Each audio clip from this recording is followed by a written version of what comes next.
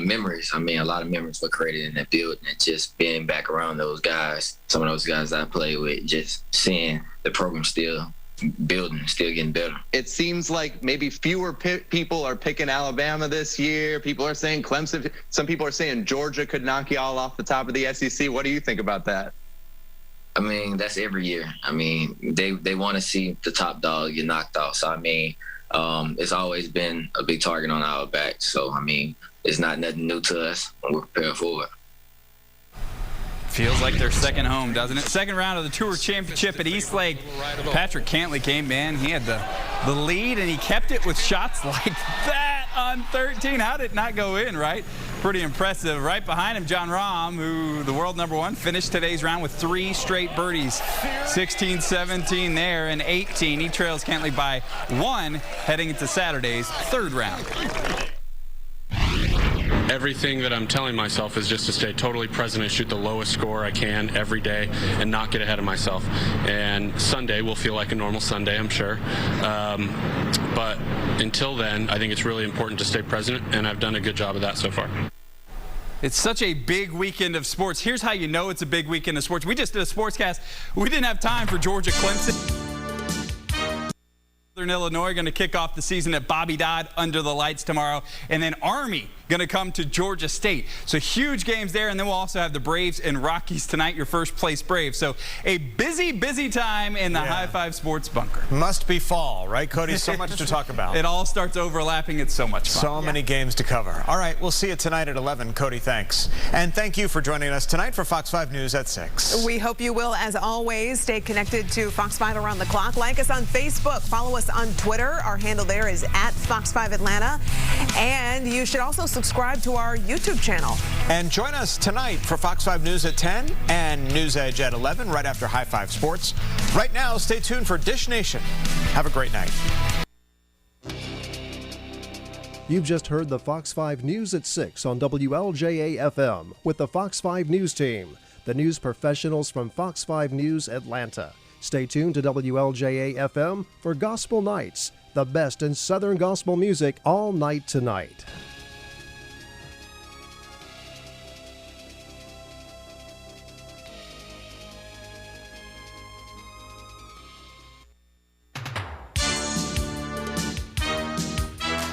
This is WLJA FM 101.1, welcoming you in to another high school football game from Cherokee County. Sit back and enjoy tonight's game, beginning with the pregame show. Now let's go to the field. Thank you, Byron. Welcome in, everyone, as we are here on the Tri-State Communications Sports Network. You're listening to 101.1 FM WLJA. I am Will Cooper. I'll be joined later in the broadcast by Arthur Mosley and Ronnie on the spot. Ronnie Cooper, as we're getting ready for a battle here at Eagle Mountain. It's the first home game for the Etowah Eagles, and they are hosting the upstart River Ridge Knights. It's a game of firsts, as this is the first home game, as we just mentioned, and River Ridge, the first time that they won this game was last year. We have a lot of good storylines to talk about, as well as a whole bunch of games going on around the county that we'll keep you updated on throughout the night as we are getting set here for the Northside Hospital Cherokee pregame show on 101.1 FM WLJA. We're going to take a 2-minute break, and when we come back, we'll tell you all about this matchup and all the other ones going around in the area and the ones that matter to you. Stick with us. 2 minutes, and we'll be back. Northside Hospital Cherokee proudly supports Cherokee County football. Thousands of Northside doctors, nurses, and staff are right here in Canton, serving on the top-ranked team for your family's health needs. Whether you're on the field, in the stands, or in your neighborhood, Northside has the expertise to provide exceptional care in your community. For sports medicine, cardiology, maternity, oncology, and other specialties, you can trust your health care to Northside. Visit northside.com/Cherokee to learn more. You've seen the many car dealer lots that are almost empty. Not at Schottenkirk Chrysler Dodge Jeep Ram in Canton. They've found the best used cars and trucks to fill their lot. Hundreds to choose from. Just go to SchottenkirkChrysler.com and do a search. Then come by and test drive your choice or buy online. Schottenkirk is proud to call Cherokee County home and are happy to be the dealer with a fully stocked lot of cars and trucks. Schottenkirk Chrysler Dodge Jeep Ram, just off Riverstone Parkway in Canton at 200 Liberty Boulevard. Hello, this is Jason Dickerson. I'm running for the state senate because we deserve real leaders who will do what's right. In 30 years of leading a successful business, I stand up and make tough decisions every day. And to be successful, you have to blaze your own trail instead of taking the easy way out. That's what real leaders do. Please join me, Jason Dickerson, if you want a real leader who is willing to do what's right. Paid for by Dickerson for Georgia. Prescription medications can help us live longer and healthier lives, but any medication has the potential to do harm if misused. Drug-Free Cherokee would like to remind you to only use prescription medications as directed by a health professional. Never share your medications with others or use someone else's. Always store your medications securely to prevent others from taking them, and properly dispose of medications that you no longer need. Be a good example for those around you and promote safe medication practices and teach others to do the same. Visit drugfreecherokee.com. Welcome in, everyone, to the Northside Hospital Cherokee pregame show. I'm your host, Will Cooper, joined alongside Arthur Mosley and Ronnie on the spot. Ronnie Cooper, as we are set here for Etowah versus River Ridge. As the crowd is filing in and all of you are tuning over your radio dials, we've got an interview coming up for you. I had an opportunity to speak with Dr. Yang earlier in the week. Here to tell you about it is me. Okay, yeah, absolutely. All right, I'm going to do a little intro here, and then I'll kind of ask you how you're doing, and then we'll start from there. Sound good? Okay, sounds great. All right. Hello, everyone, and welcome back into the Northside Hospital Cherokee pregame show. I am here with Dr. Jimmy Jang, and he is going to talk to us a little bit about hand and finger injuries. Doctor, thank you for being with us. Thank you so much for having me. Absolutely. So let's get into this. The first question I have for you, why are hand and finger injuries so common in contact sports? Well, the hand is an anatomically very complex structure. There's a lot of moving parts between the joints, the tendons, the bone, the arteries, the nerve. So I think when you just have an incredibly complex structure that has a lot of moving parts, many times there are more possible injuries that could happen, whether it's playing sports or whether it's from overuse, and all that. Second question I have for you, how do I know the difference between a sprain and a more serious injury as a patient or a parent? Yeah, and that's a great question, and one that we get a lot of. Obviously, many times we do have to get an X-ray to ultimately diagnose something of a fracture or a dislocation, but many times you can have a very good idea based on a clinical exam. So the things that you are looking for are if you have a significant amount of swelling, if you have any kind of rotational or angular deformity to the finger or the hand. Those are usually signs that you may have a more serious injury, one such as a fracture or a dislocation. And then the other thing would be a range of motion. Now, people can still break a bone and still have some motion, but usually it is much more limited, much more guarded, and you'll find that an athlete or a patient would have very difficulty even trying to move the finger or move the joint.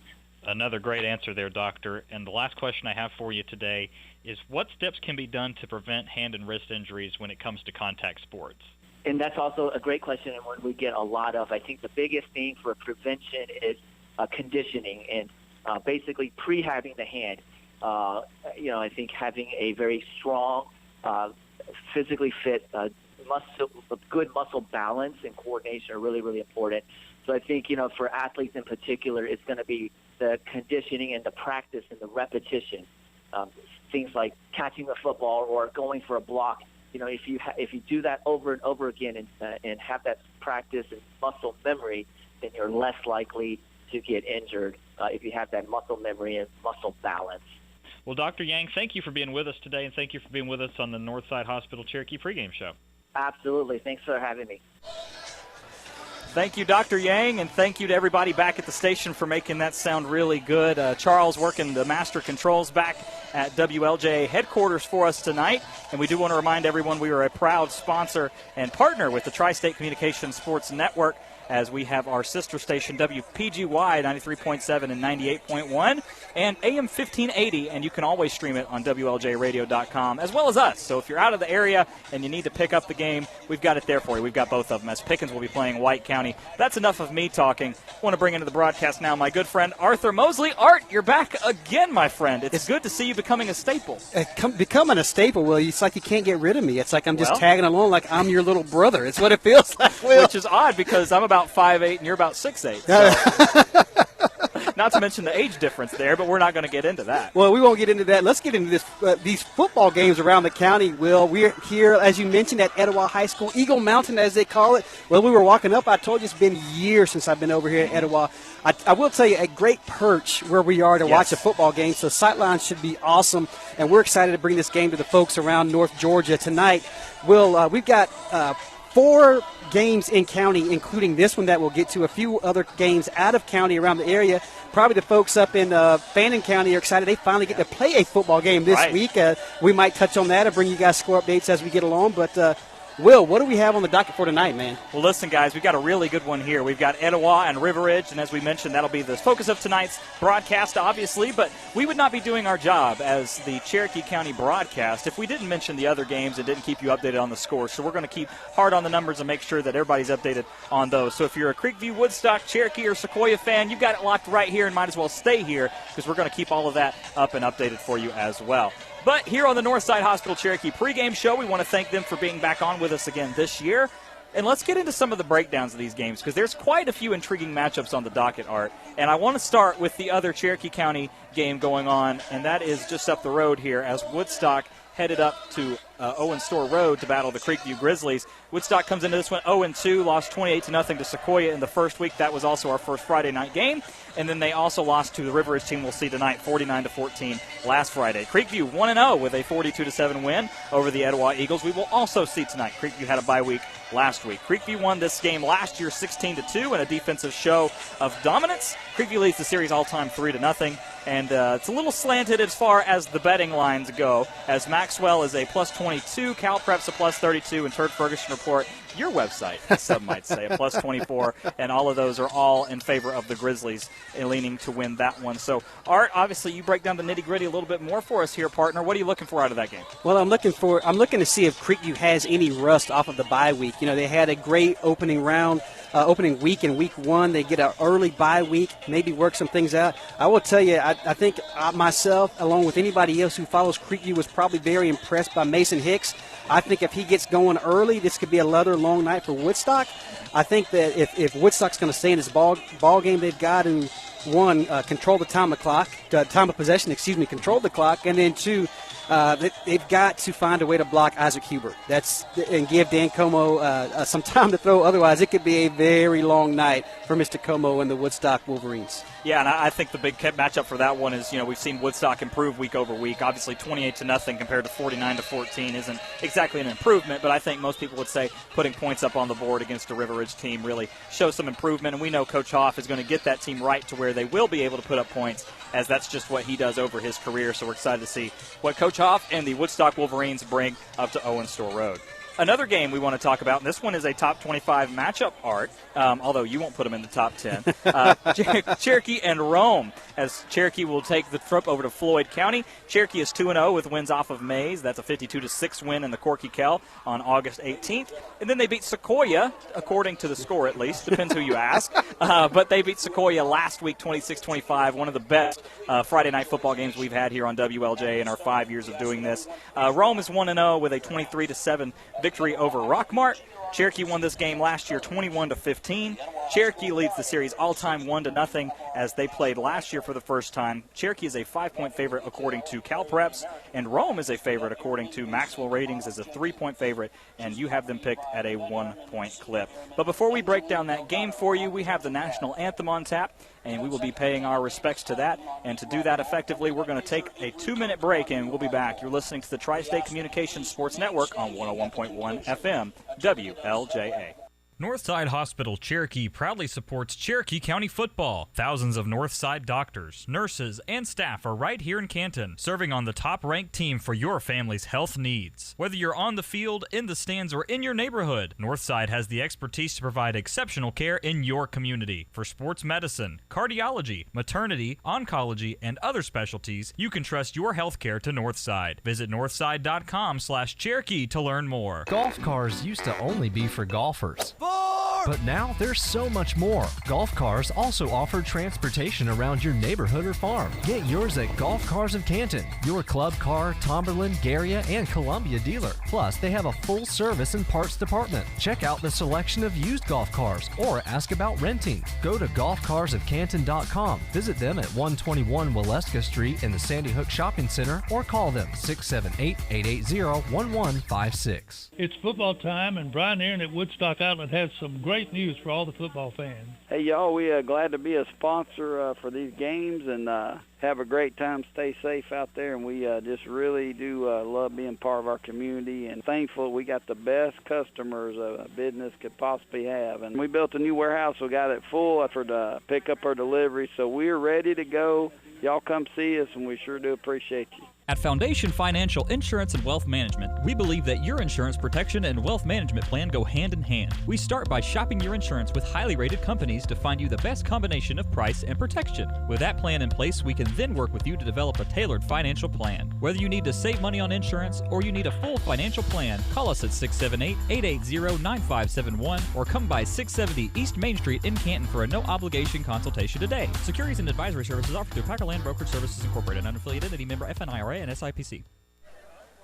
Welcome back into the broadcast booth here at the Northside Hospital Cherokee pregame show. We're here at Eagle Mountain at Etowah High School. First time we're here this year, and it's also the first home game for the Eagles, fittingly, as they had a game scheduled here last week against Forsyth Central, but unfortunately, due to the situation around, we won't mention the exact word. We like to keep it a positive show, but they weren't able to play that game. That game is rescheduled for October the 29th, though, I believe, is what I have listed here. So don't worry. The Eagles will still get their fill in there, as they'll be well into the region schedule then. It'll be kind of a nice break for them. But before we went to break there, Art, we were just breaking down the numbers from Cherokee and Rome, and now that I've said my piece about it, I want to know, you have Rome picked at a 1-point clip, and I know how much you love giving Coach Shaw a hard time about not putting him in the top 10. Well, you started talking about Coach Shaw. That's an important stat I got from our buddy Von Brown at Cedarwood Tavern. This is Coach Shaw's 100th game as a head coach.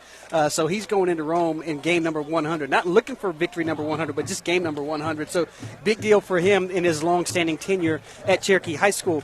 I will start here with Rome. Reese Fountain, I think it starts there as a quarterback, a sophomore, a kid that does not lack confidence, and I wouldn't either if I was throwing to a guy like Martell Height or had a running back by the name of Sean Nelson. And he is a workhorse. Height, a very big receiver. And then I think we talk about those guys on offense, but ideally what it's going to take for Rome to slow everything down is that defensive line. Stephylan Green and Jalen White are probably going to give A.J. Swan all he wants and more. I will tell you this, Swan is very good when he gets out of the pocket, and if for a minute a Darius Harshaw gets loose and they go to press coverage, watch the automatic check down for that one-on-one, and Darius is going to beat you deep. It'll be interesting to see if they match up Height defensively on Harshaw, and that's what I'll be looking for. Cherokee wins, you put him in your top 10. I think, that's a great question. I think Robbie Roper and Roswell might have something to say about that. Oh, my goodness. He didn't just do it. I did it. But I think it's going to be a close game. I really think it'll be a dandy like last week's. And as we mentioned, we're going to keep you updated on that score because that's a really big game for a lot of reasons. As Cherokee, you have to give them credit. They didn't schedule any cupcakes this year as they try to address it with Cartersville, Rome, and then they'll also play Creekview, and we'll get into that game a little bit later as well. Let's talk about the last game here on the county docket. That's Sequoia traveling over to Cass as well. Sequoia 1-1, a 28-0 win over Woodstock, and a 26-25 loss, supposedly, according to Cherokee. Cass 1-1 with a 27-19 victory over Dawson County, and then a 28-29 loss, supposedly, against Adairsville as well. Cass won this matchup 15-10 last year. Sequoia leads the all-time series, though, 8-1. But Sequoia is favored coming into this one as Maxwell has them at a 10-point favorite. Cal Prep's 22, and you had them picked at about a touchdown or 6 points. What are you looking for in that game? It's really two different styles of teams. Yeah, I'm looking to see if Coach Gates and those Cass Colonels can actually get things turned around. You said allegedly lost that game. I think that extra point in the Cass-Adairsville game was a no-doubter. I'm looking to see which team kind of has a hangover from last week or which team has put that loss, both emotionally draining losses, to county rivals for each of those teams. Which team has put those behind them? Can Sequoia's offense control the ground game? We know Pie Scores went out last week with an injury. We talked to Coach Teeter about it earlier this week. We believe he'll be back this week. So you've got 4 bona fide backs in that backfield, including the quarterback, and also if you throw in Tyler Bell, the backup, who came in who spelled Pie Scores. I think if they can control the ball, they come out of this game easily.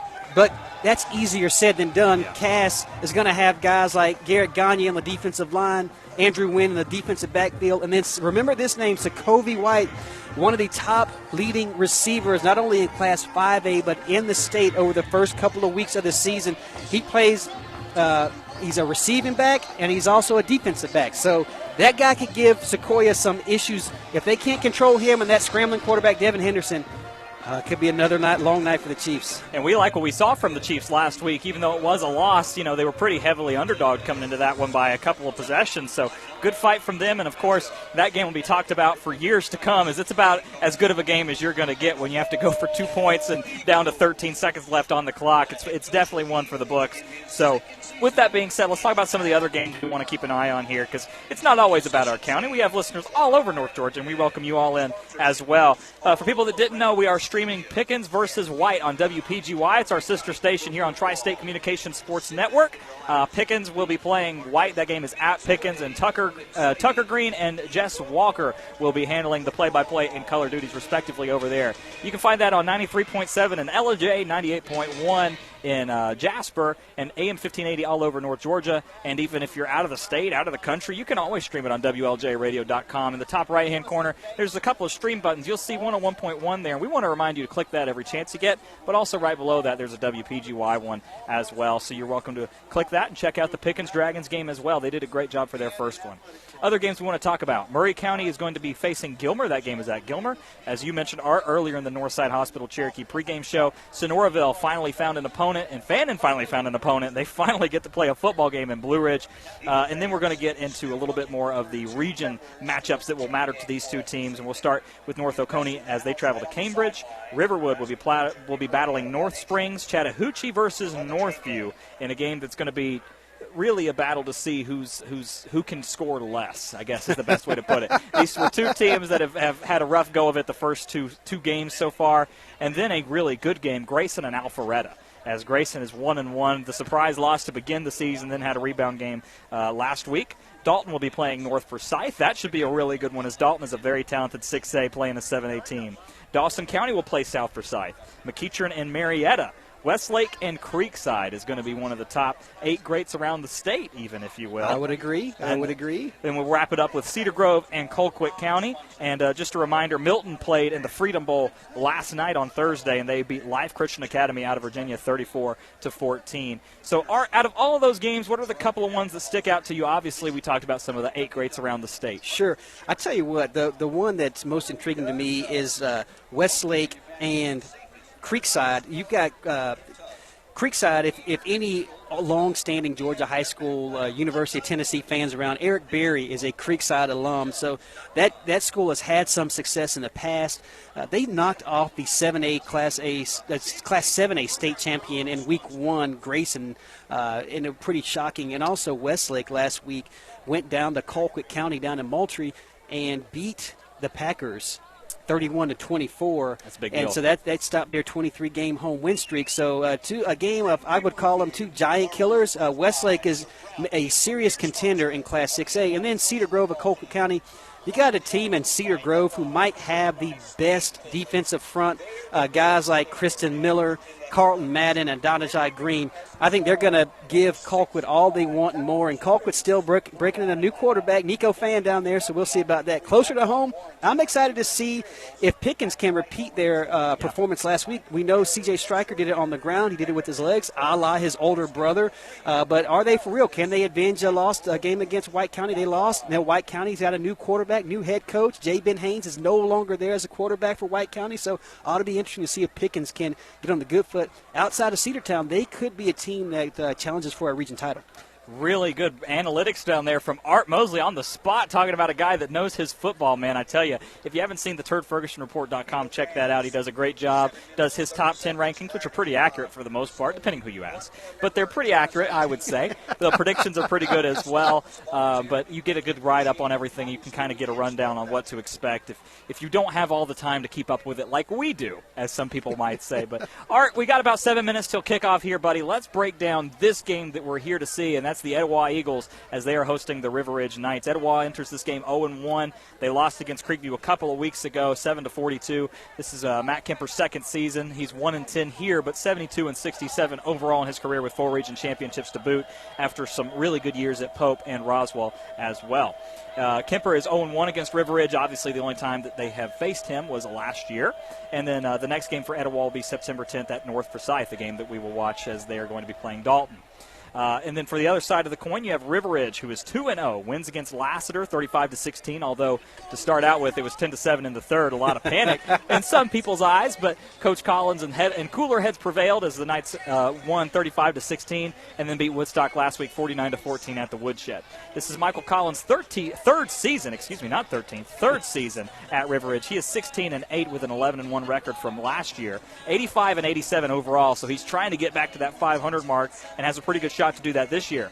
Michael Collins is 1-7 overall against Etowah in his career. An interesting note because he coached at a lot of different places that happen to play Etowah, such as Wheeler and the likes of that. River Ridge will get a bye next week before their next game, which will be against Chattahoochee on September the 17th as they open up region play. So, Art, from an overview, what are you looking for from these two teams, and what are you excited to see?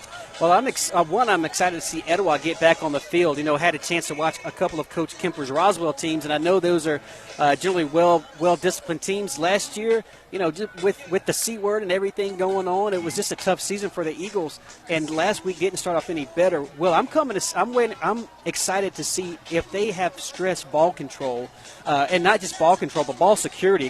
Because I think that's going to be a big deal against a team who's so explosive.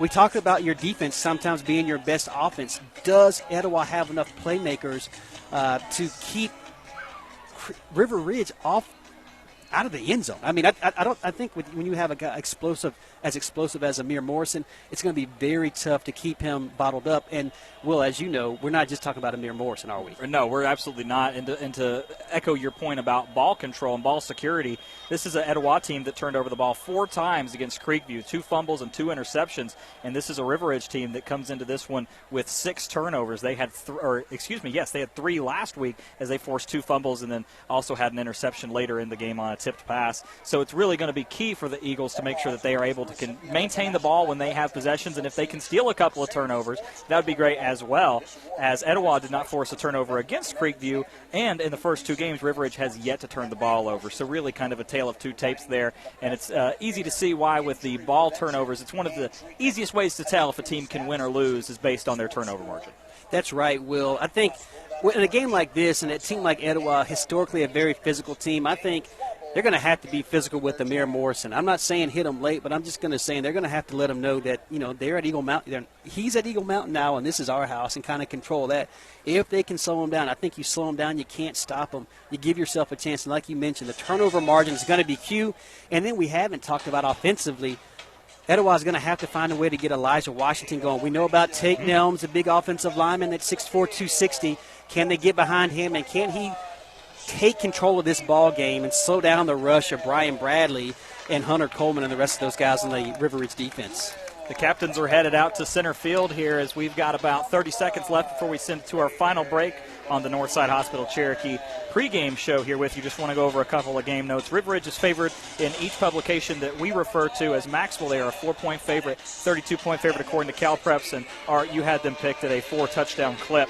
Etowah leads the all-time series 2-1, and these coaches head-to-head have played 7 times. Collins won 5, Kemper's won 2, and as we mentioned, this is the first game here at Eagle Mountain for 2021. That's going to wrap it up here on the Northside Hospital Cherokee pregame show. When we come back, we're going to have the first half of action here for you live as we are getting set for the Etowah Eagles versus the River Ridge Knights. Don't go anywhere. 2 minutes, and we'll be back. You're listening to the Tri-State Communications Sports Network.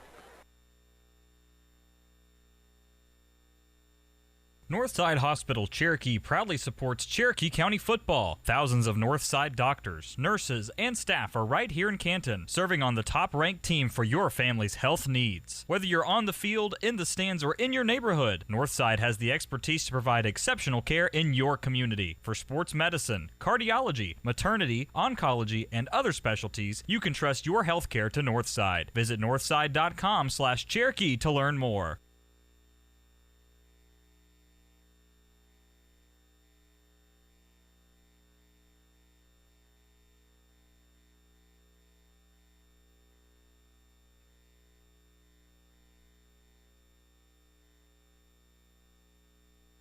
Guys, we got about 2 minutes till kickoff. And Art, what do you think coming into this one, buddy? You know, we talked a little bit about the offense and defense kind of rolling and trying to figure out what they need to do. But one thing I want to talk about is Etowah having Luis Martinez and Elijah Washington, two really good running backs. We need to see that running game get going for the Eagles. Absolutely, Will. It's going to be imperative, whether or not if it's this game or further along down the line as they get into region play, they're going to have a run game. And I think we talked about this. Coach Buddy said this at one point. You know, it's Georgia high school football. You're going to have to run the ball at some point.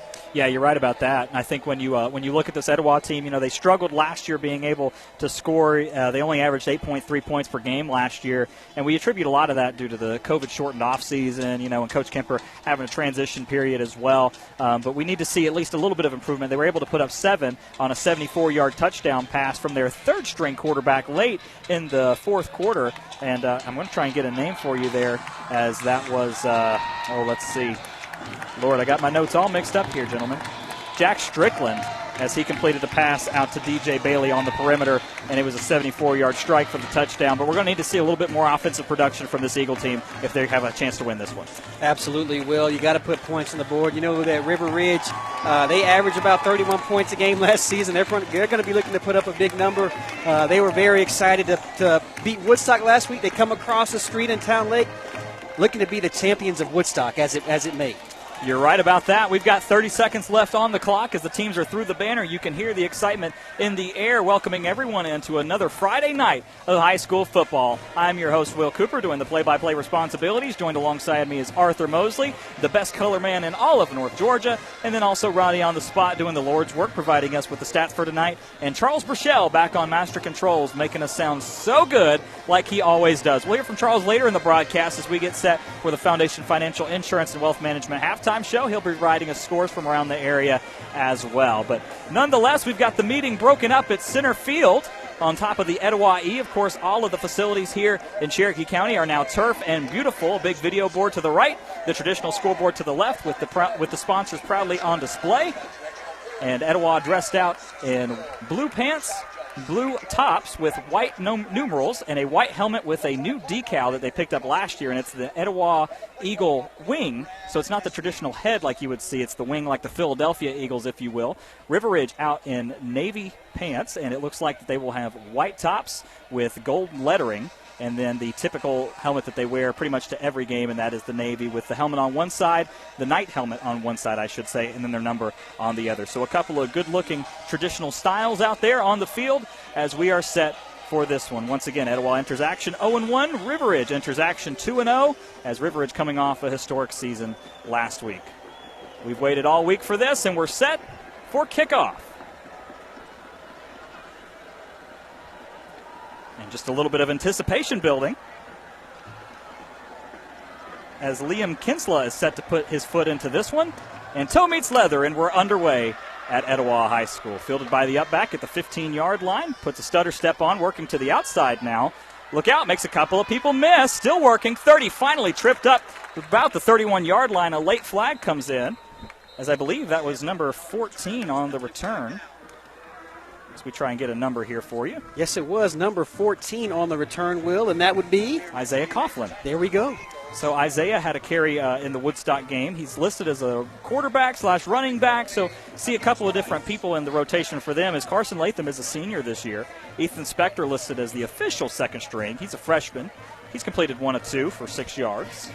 Looks like may have been an illegal block in the back, as our spotter, Ronnie, on the spot as his name goes, is right on top of things, Will. Beautiful weather here in North Georgia for Friday night, the first Friday night of September. Yeah, and it really feels like September. You think when most people flip over that calendar and it says September, it's fall time, and it certainly feels that way. As we'll see a River Ridge team come out in a pistol formation. That's what they will run. It'll be kind of a spread, but they're going to run the ball a lot. Etowah in a 4-3 defense. Sends a man in motion. Latham gets the call, and it goes to Amir Morrison, which could be expected. And a gain of about 2 on the carry, so probably a win for Etowah because we've seen Amir take the first handoff and run it to the house quite a few times. Yeah, we did. Look, they ran right behind that left side of Fletcher and Hornbuckle down there, and only a pickup of 3 yards. Amir looked like he had a little bit of a crease, but Etowah was able to slow it down there by big number 52. Don't have a name here yet, Will, but Cameron Parks. There we go. Thank you. Same formation as last time, 2 to the top and 1 to the bottom. They do use a tight end who's normally Jackson Head. Amir tries to make a couple people miss, but once again, not a lot doing against this Etowah defense. Call it a gain of a yard, and it'll bring up 3rd and long here for the River Ridge Knights. Etowah really rallying to the football there on defense, so let's see if they can continue. I won't say they're being as physical, but they certainly are rallying to the football these first 2 plays. Looks like Billy Hendricks, and then we've got Ryan Lee, Jaden Maddox, and as you mentioned, Cameron Parks working along the defensive line as they switched at the last minute. 4 wide receivers this time. Hard count doesn't draw anybody off sides. As you mentioned, we have a huge River Ridge offensive line. We'll break down that here for you in just a second. Barking out orders is Latham. He gets the snap and surveys.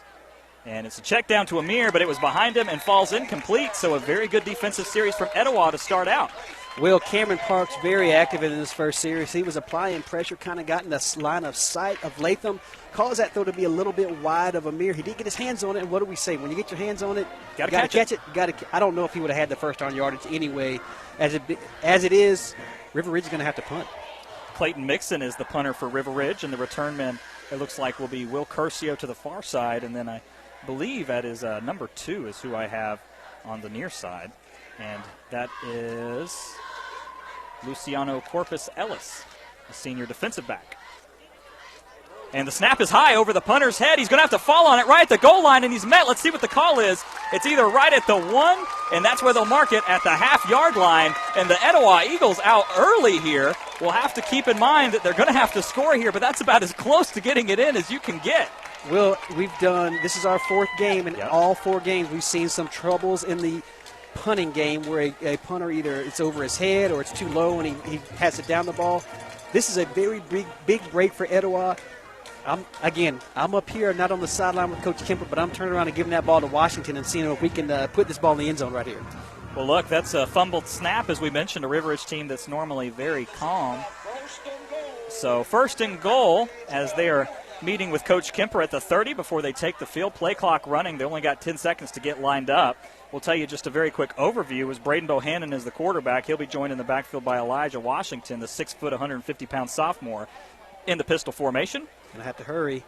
And they get the play off. Bohannon, and he is in. Touchdown Eagles. They are up early in this one with just over a minute and a half off the clock. The Eagles up 6-0. Who would have thought, Art, on the first drive, Etowah making a statement early? Well, I tell you what, it's about as gift-wrapped as it comes. I don't want to steal any of Ronnie's stats on this drive here, so I'll save it for him after we come out of the break here. But what a great – we talked about the turnover battle, Will, and, man, that's a gift-wrap, and they cashed in. I was a little concerned they weren't going to get that play off, but, man, they rushed to the line. Bohannon takes around that right side. Touchdown, Etowah. So a thing we'll talk about later is the kicking situation for Etowah. But Liam Kinsella puts his foot into this one, and that is up and through. A very beautiful kick, and he is 2 for 2 on the year on extra points. Let's send it to a 30-second break, and we'll be back. You're listening to Tri-State Communications Sports Network. Prescription medications can help us live longer and healthier lives, but any medication has the potential to do harm if misused. Drug-Free Cherokee would like to remind you to only use prescription medications as directed by a health professional. Never share your medications with others or use someone else's. Always store your medications securely to prevent others from taking them, and properly dispose of medications that you no longer need. Be a good example for those around you and promote safe medication practices and teach others to do the same. Visit drugfreecherokee.com. We're getting set for kickoff here as the Etowah Eagles are up 7-0 over the River Ridge Knights with a minute and just over 30 seconds off of the clock here. But here to tell you about that last drive is Ronnie on the spot. Ronnie Cooper. Ronnie, tell us about it. Doesn't get any easier than this. One play, 1 yard, touchdown, 5 seconds off the clock. And that was Braden Bohannon on the touchdown run. Thank you, Ronnie, on the spot, as we'll be hearing from him later throughout the evening. So, Art, as the mic gets transferred back to you, wow. Wow is right, Will. Just something that's uncharacteristic out of River Ridge. Nevertheless, they're down 7-0. I don't think that's something they're unused to being down in their history of that program. We'll see how they battle back. So Kinsella puts his foot into this one. Kinsella is a freshman. And it looks like Amir Morrison is the down back, and he carries it up to about the 25-30, making a couple people miss, but finally wrestled down.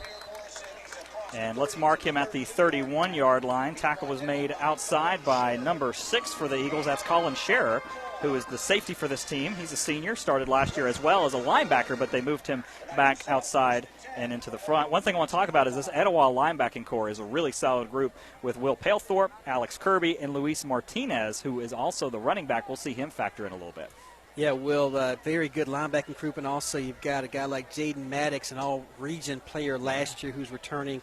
And we've already mentioned Cameron Parks' name a few times, so it looks like they're up to the task in this matchup. We'll go over the River Ridge offensive line because that's something to behold here as after this play as they send Andrew Bingham in motion.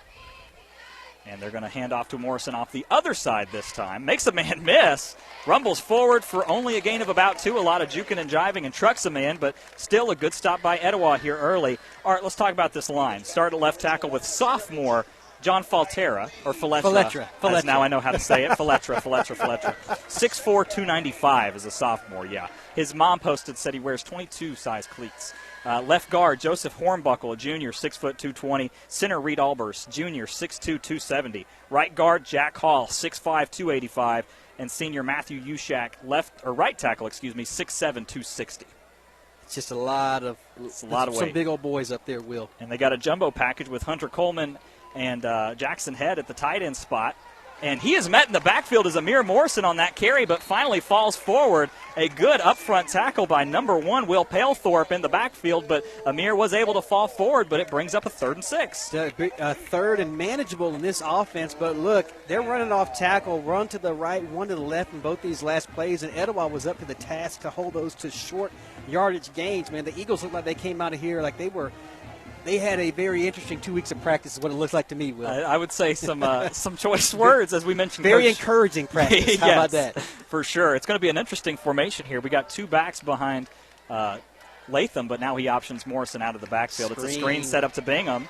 See if Etowah can rally. Good blocking. A flag comes in. We'll have to check it, but he's going to be short of the first down marker anyway, as Colin Shearer came up and made the first contact before being cleaned up by Alden Datis, number 50, who's a senior first-year starter. But let's see what the flag is. That's in the area of holding where it came from.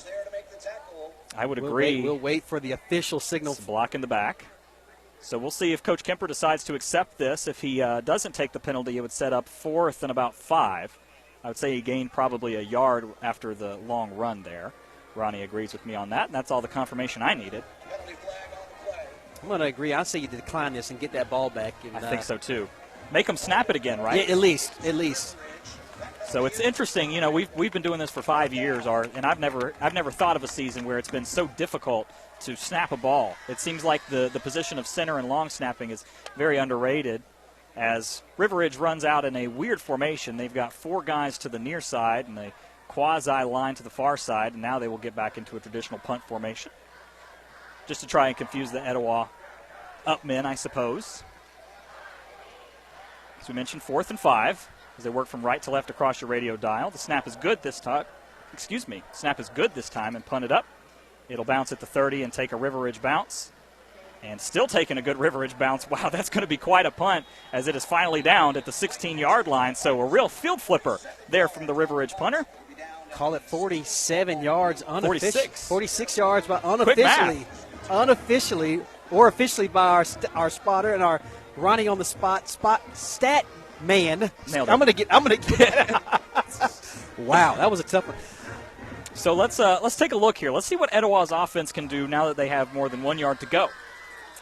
Well, they've got a full field to go, so we'll see. Defense looks good. Let's see what the offense turns out to be, Will. This has been the struggle for Etowah so far, has been the offense for the last years of Matt Kemper's tenure. This time a snap and fake handoff and completed over the middle. Right at the first down marker, still driving. That pass completed out to number 48. That's Carson Embry, the senior, who played offensive line last year. Dropped a little bit of weight, 6'4", 200 pounds, moved to the outside as a tight end, and a gain of about 16 yards. Moved those chains. Etowah coming out strong. Look, Bohannon showing a little bit of moxie, sticking that ball in a tight window. Great opening pass. A little bit of play action there to go to that right to the tight end on that little slant. Etowah goes hurry up with the pistol. And this time it is a handoff, and he's met immediately in the backfield. And guess who? That's Brian Bradley as he'll rack up a tackle for loss. Who would have thought? Who would have thought that Brian Bradley, he comes into this game with 7 tackles for loss? That's number 8, Will. When we got to have to keep a tally of that. It's his first of the night. As we mentioned, Embry with the big reception there earlier, so that's a loss of about 2. So it sets up 2nd and 12 here. As there's a little bit of confusion here in the early going as play clock is about 15 seconds. 3 wide receivers once again. And they're going to hand it off this time. Bohannon's going to keep it off to the right-hand side. And looks like Elijah thought he should have gotten the ball, but it was a read option. And Bohannon falls forward for a gain of about 4, so set up 3rd and 8. I'm not going to complain with Bohannon keeping that ball right there, Will. It looked like he had a little bit more room. That that River Ridge defense really showing their speed and able to close those holes quick, fast, and in a hurry. So Carson Embry will check out and give way to DJ Bailey, who had the touchdown reception last week. Based on Embry being 6'4", Bailey might be 6'5". A huge target out there on the perimeter. Keep an eye on that. As this is a designed bootleg outside, and it's completed to number 19, but a good open field tackle as he's dragged down inbounds. And number 19, Will Curcio, who played running back last year, and Jake Ruth comes up on the tackle, makes a sure one, and it'll bring up 4th and 7. You mentioned Jake Ruth. We talked about Coach Collins. They're glad to have that guy back. He makes a play. If he doesn't make that play, there's a good possibility Curcio breaks that and gets that first down yardage. So settling down a little bit here is the River Ridge defense, as Etowah will be forced to punt. Braden Bohannon handles the punting duties for the Eagles. Of course, as we mentioned coming into this one, Etowah pretty heavy underdogs, normally by about 4 touchdowns. So a surprising start here with 6 minutes left to go in the first. River Ridge brings pressure but not able to get to him. That's a pretty good punt by Bohannon. It rolls and takes another great bounce. We're going to have a punting clinic here so far, guys, as this one will be stopped at the, it's going to stop at the 17, not the 16, but still another great punt. Ronnie on the spot, who wins 46. So, the exact same. All right, so the exact same measurement there. All right, so as Ronnie was just telling us there, it looks like Etowah punted from the 37, River Ridge punted from the 38, so a mirror image of each other, if you will, as the clock is now within 6 minutes. Beautiful atmosphere here at Etowah Mountain. It is beautiful, Will. Nice to see the stands packed here in Cherokee County. River Ridge traveled well, and, of course, this is Etowah's first home game. We expected the crowd, as Latham's going to bootleg out to the far side. And that's an easy completion to Bingham. Makes a man miss. Look out. He's off to the races. And he's going to be finally forced out by Frank Mosley out there on the outside. But he absolutely put a man on skates out there. Wow, what a play from this River Ridge offense. That's more what we expected to see. That is very quick strike. Looks like a good bit of blocking on the outside as well to spring Bingham. They doubled down on Jackson Head, the big tight end, and left Bingham wide open on the outside. So sets up a play here because we saw them run the ball, really trying to get the run game established, I guess is the more accurate term. And Etowah showing that they were going to not let that happen. As we know, Amir Morrison led 6A in rushing last year. And this time it looks like they're going to go back to the ground, but Latham's going to keep it. He carries it for a gain of about 3. As it looks like Alex Kirby was able to trip him up there on the outside. Yeah, very quick hands by Kirby there to trip him up. Otherwise, Latham gets another 4, 5, 6 yards right there. Sets up 2nd down and 7. The ball is now within Etowah territory as they are on the 44-yard line. As we mentioned, they are working from right to left across your radio dial. I want to thank everyone for being with us as everyone's filing into their seats here. Make sure to stay with us throughout the night. We've got a lot of score updates coming for you as well. Amir Morrison this time with a carry, and he's off to the races. Makes a man miss. He's only got one man to beat. 10-5, and he is in. Touchdown, Amir. Stop me if you've heard this one before, as the Knights go within 1 point and tying it, pending the extra point, as that was a 44-yard touchdown scamper. Yeah, Amir getting a great block, making one move, really. That's all he needs is that little crease, and he's off to the races down the sideline. Not many people are going to catch him running from behind. Etowah really struggled on that, as River Ridge gave them a couple of different looks that time, Will. Yeah, and I think we saw the Etowah defense get behind a little bit and be kind of surprised, as we're going to see this quasi, I don't know the best way to even describe it, really. It's a swinging gate, and maybe. Guess. And they run the 2-point conversion, and Andrew Bingham walks in. So, Will, that's really a design read to see what the matchups are. If they're going to send all of the defensive guys out to the left side of the formation and they have a mismatch up front with just 2 or 3 blockers, they decide it's worth its while, and Bingham walks into the end zone. So we see the coordinators rush over and do a little coaching there, as it is now 8-7 in favor of the River Ridge Knights, as we've got a couple of quick scores here for you with 5 minutes left to go here in the first quarter. So, guys, gotta say I'm kind of surprised by this one. We expected River Ridge to get out to the fast start, but Etowah is going to have to regroup here and put together a sustained drive. I think that's important, Will, a sustained drive. You've got to let this Etowah offense, these fans, they've got to let the River Ridge defense know that you're not going to push us around. And that last drive, outside of that first pass, it kind of got pushed around. We're not able to establish anything on the ground. That was one of our keys to victory, and we'll see if they can get it done in this third drive of the game. Rome up early, 7-0 over Cherokee.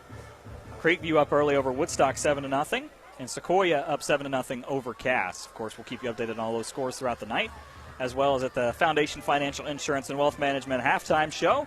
Our good friend Charles Burchell will keep you updated as well. Gilmer up early over Murray County, 7-0. Pickens and White tied at 0. Of course, if you want to find that game, it's on WPGY. River Ridge set to kick this one back, as they'll be now working from right to left across your radio dial. The kicker, Santi Lozano, puts his foot into this one. It's a high pooch kick by Frank Mosley, is who tried to catch it there. And instead, it's going to be a turnover for Etowah. So River Ridge will take over. There's a scrum for it there, and it's on the River Ridge sideline. It looked like they recovered it, but they're going to try and clean up the pile here, Art, as we'll wait for the signal. It looks like Etowah's saying they got it. That ball's moving around there like a greased pig down there. That was Jesse McDonald on the recovery there. So a heads-up play by the Etowah special teams. That's the second time we've seen a special teams play be a real factor here, because if River Ridge had gotten that would have been very bad. So a coaching moment for sure. Yeah, I think that's you got to be ready for everything. River Ridge looks like they shocked Etowah with that onside kick. Nevertheless, Etowah has the football in plus territory, as we call it, just a 46-yard line, just 4 yards away from midfield. Good field position set up here. 3 wide receivers, a tight end, and Washington in the backfield with Bohannon. Bohannon wanted to pass, but instead he's going to try and run it, but it was tackled from behind. It's going to be a gain of about 1, as it looks like number 58, Ethan Holland, came up and made the tackle there. He had 5 tackles and a tackle for loss last week. Brings up 2nd and 9. River Ridge just so fast defensively, just can't just when you think you have a hole right there, it looked like a little bit of a crease, and then closing in, I believe it was Bolden that time with the tackle for a minimal gain. Making a little bit of pre-snap adjustments. So they've got 3 wide again, this time 2 to the bottom of this formation, pistol formation. Bohannon slaps his hands, fakes the handoff, and completed once again out there to Carson Embry, finding a favorite target, as that was a quick slant and completed for a gain of about 4. So bring up 3rd and 5. 3rd and manageable, good pass, and look, he's really getting that ball out of there fast before that pass rush can get to him there. So Bohannon, as we mentioned the pedigree, he's got an idea what he's doing back there, but look, they've got to be able to convert third downs. We've seen that Cherokee was 13 to 17 last week. Let's see if Etowah, that can rub off on Etowah a little bit this week. 3 wide again, 2 to the top. Bohannon gets the snap, a good open pass out there. Look out, makes a man miss, cut out to the 30, let's say the 38. But we've got a flag on the play, so we'll have to check that. But that pass was completed outside to number 13, Reese Weir, sophomore. And that's a hold, and it's headed back, so we'll have to redo that play, see where it's spotted the foul or how that plays into it here. So he had the first down yardage, and that was Curcio, I believe, the senior. Reese Weir. It was a Weir on the reception. So It's going to be all for naught here as they mark this penalty off, Will. So good news is it's the spot of the foul, so it's probably not going to put them back too far. It'll put them back to about a 3rd and 8.5. Still manageable. Still manageable, not where they want it to be. And this is an Etowah team that has really struggled to pass in the early going. They were able to pass for 126 yards last week that they played against Creekview. That was a couple weeks ago. But still just searching for answers right now, it seems like, in the passing game. River Ridge showing pressure, and they bring 5. Bohannon's going to have to run outside, stiff arms a man, and he's going to be sandwiched between a couple of defenders. But the first one on the pursuit, I believe, was number 55 for the Knights. Art, if you can confirm that for me, number 55. Let's make sure that is correct. I think that was 25, Will. 25. Gabe Bolden. Yes, Bolden. I was going to say Gibson. Uh-oh. Oh, that penalty, a personal foul. Oh. Bohannon came out of that pile clapping his hands and running to the sideline. He knew something went on down there, maybe a little bit of extracurricular activity or some jawing by those River Ridge defenders. That's going to be an automatic first down after the mark-off. Coach Collins doing a little bit of coaching on the sideline there. Not sure if he's unhappy with the call or unhappy with the player or possibly even both. Well, you know, our friend Larry Prather likes to talk about the emotions of the game, and so that time emotions got the best of River Ridge. Let's see what they mark. It's still going to be 4th down, I believe. So the personal foul is not an automatic first. So we'll see what Etowah decides to do here. They are across midfield now at the 47-yard line. Might be an old attempt to draw offsides, Will. The good old ADO by the coach Larry Prather made famous. And they send a man in motion. They're going to run a play. Bohannon keeps it, going to have to run outside. Doesn't have any room to make anything work. Jake Ruth the first on the contact with Brian Bradley, going to lose about a couple yards. And that'll be a turnover on downs at about midfield, but let's call it within River Ridge territory at the 49. Yeah, Will, there's just no real cutback lanes there. You're running away from Brian Bradley, but he's getting off his block there on the right side of that defensive line. Bohannon tried to cut back. When he cuts back, there's Brian Bradley right back in the cutback lane, and there's just no running room right now. Coach Kemper was asking for an explanation on why it wasn't a first down, but yeah, I'll have to go back to my NHFS it's hard to tell, book. Right? So we want to thank the officials for being here, though. There's obviously a shortage of officials, but they are doing a great job here so far tonight with 2 minutes and 51 seconds left to go. Our score here is 8-7 in favor of the Knights after a 2-point conversion by Bingham. But this time we're going to see Amir Morrison run, and he might be off to the races, but finally tackled. And we see how fast Amir is when he gets into that second level. Colin Shearer was able to tie him up along with number 2, who came up and made the tackle for the Eagles. And that is Luciano Corpa Ellis, who we saw earlier. That time running behind Reed Albers and Jack Hall there on the right side. Amir untouched until he got to the second level, Will. So 3 wide, and it looks like Latham's going to keep this on the outside, and he falls forward for a gain of about 5, maybe 6, and I believe he was down, but the ball came out there late. Yes, plenty of whistles to signal that he was down. Maybe ball security ought to be something that Latham ought to be a little more conscientious about next time he carries that rock. Everybody's playing fast and loose so far here. We've seen a good bit of turnovers, or almost, and just hasn't been a very put-together game so far from either team. Of course, Etowah struck first after the fumble punt, as Sequoia's up 14-3 early over Cass. But we're seeing a River Ridge team that is trying to respond here. As we mentioned, they did score on an Amir Morrison run and then put 2 up by Andrew Bingham. And Carson Latham's going to keep it on the outside on the true RPO as he's being chased down on the outside, going to turn something into nothing. Or, excuse me, nothing into something, I should say. Wow, excuse me. As Alex Kirby was out there on pursuit, but that'll be enough for a first down, so move those chains. First down. First down. Will, it looks like Latham was really dead set on throwing that ball. I was getting a little nervous that one of his linemen was going to release down the field. He goes ahead and tucks it and picks up that first down yardage, and River Ridge is in the red zone once again. Or, I'm sorry, for the first time tonight they're in the red zone. That is correct. Amir Morrison scored on a 44-yard touchdown run. Braden Bohannon scored the touchdown for Etowah. It was a 1-yard, really just a quarterback dive. Etowah getting a little pressure. Latham's got to go outside, and he's going to be brought down and sacked. That was Alden Datus out there with the sack. Excuse me, it's going to be number 60, Ryan Lee. My apologies to Lee. So his first sack of the season, the second sack for the team, as Will Palethorpe had one against Creekview, and it brings up second and forever. Let's call it 2nd and 17. Yeah, it looks like Latham was dead set on going to that left side, looking for Ethan Hand. He wasn't open. Looks like there might have been some jersey grabbing by that River Ridge offensive line. No penalty, but they get a big sack, Will. I believe the hold would have been on whoever was trying to block Ryan Lee, but it didn't matter. He was gone. He was getting in there no matter what. So River Ridge will have to dig into the bag of tricks here. As good pressure once again by Etowah, forced out of the pocket is Latham. And it was almost intercepted by Mosley. He caught it, but it was out of bounds, out of the near side of the end zone. Good attempt, but it's still going to bring up a third and a huge way to go for River Ridge. Third and very long, Will, but let's not forget this is a quick strike team. The Latham there looking for Andrew Bingham in the corner of the end zone. He was well covered. The secondary of Etowah did a great job on this series here as they've gotten their backs against the wall. They've really responded. As we mentioned, Santi Lozano is the listed kicker for River Ridge. Has not attempted a field goal this year. He is 7 of 7 on extra points, excuse me. Bingham motioned over to the near side of the formation, fakes the handoff to Amir. And it's Jackson Head wide open, and he is stopped at the 1-yard line. Oh, wow. He fumbled it out of the end zone, but it looks like he'll be marked down right at the 1-yard line. I'm not sure about that spot. It looked like he's a 6'4" tight end. It looked like he was in the end zone from his leap. Great effort on that touchdown save and tackle. So Will Palethorpe was able to wrap him up right at the last minute. So Etowah going to have to make a goal line stand here as the clock winds within 10 seconds. See if River Ridge wants to punch it in or if they'll be content to let the first quarter run out and go back to the drawing board.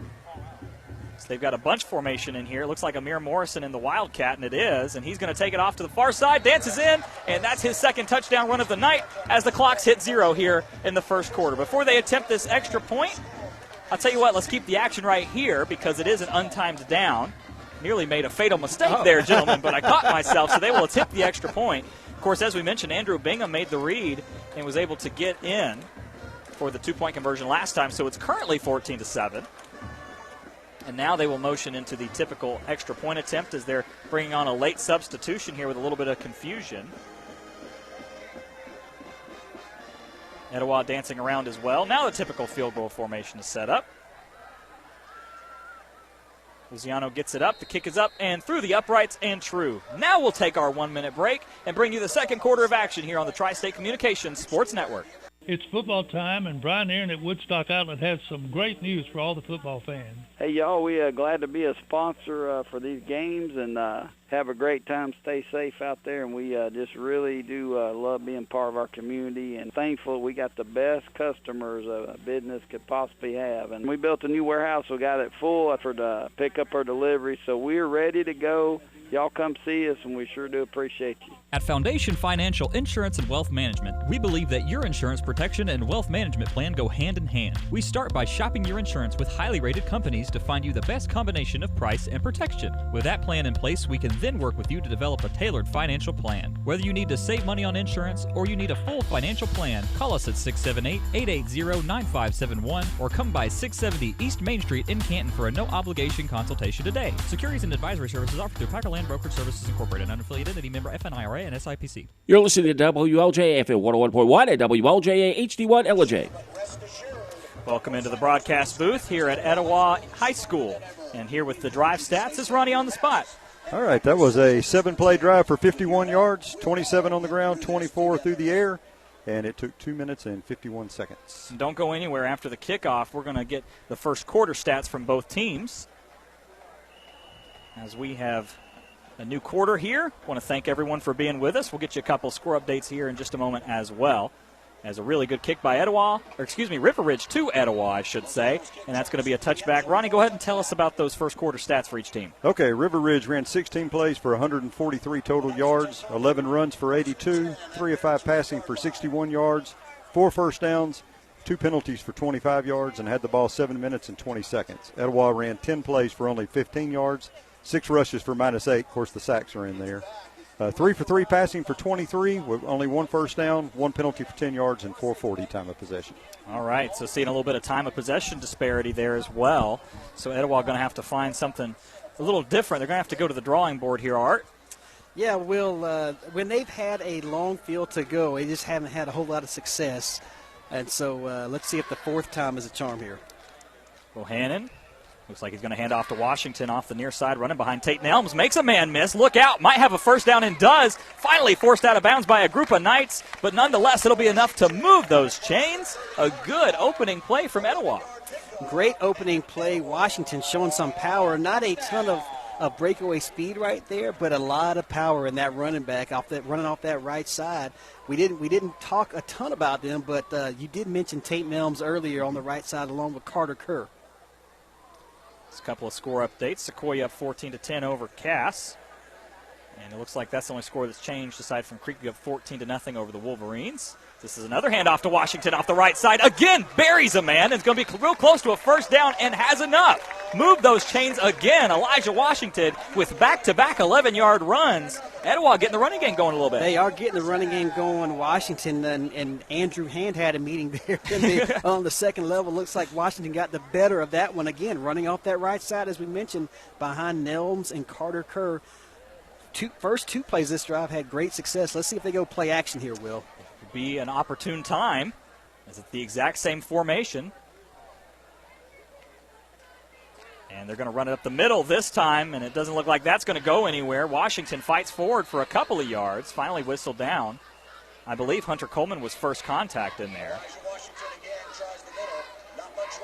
Yeah, it was Coleman and Bradley right there. They were not fooled on that side. That's just tough sledding down there in that interior, that River Ridge defensive front. Really is. 2nd and 9 here. As we mentioned, Elijah Washington, a big back, 6 foot 195, and he's a sophomore. So Luis Martinez is listed as the second running back, but we've seen Luis more on defense so far. But we'll see them rotate in and out. As Bohannon's the quarterback here. Low snap, but fields it cleanly. And it's complete out to Curcio for a gain of about 2, is maybe 3. We'll have to wait for the official ruling there. Curcio, of course, did play quarterback to the first couple of games.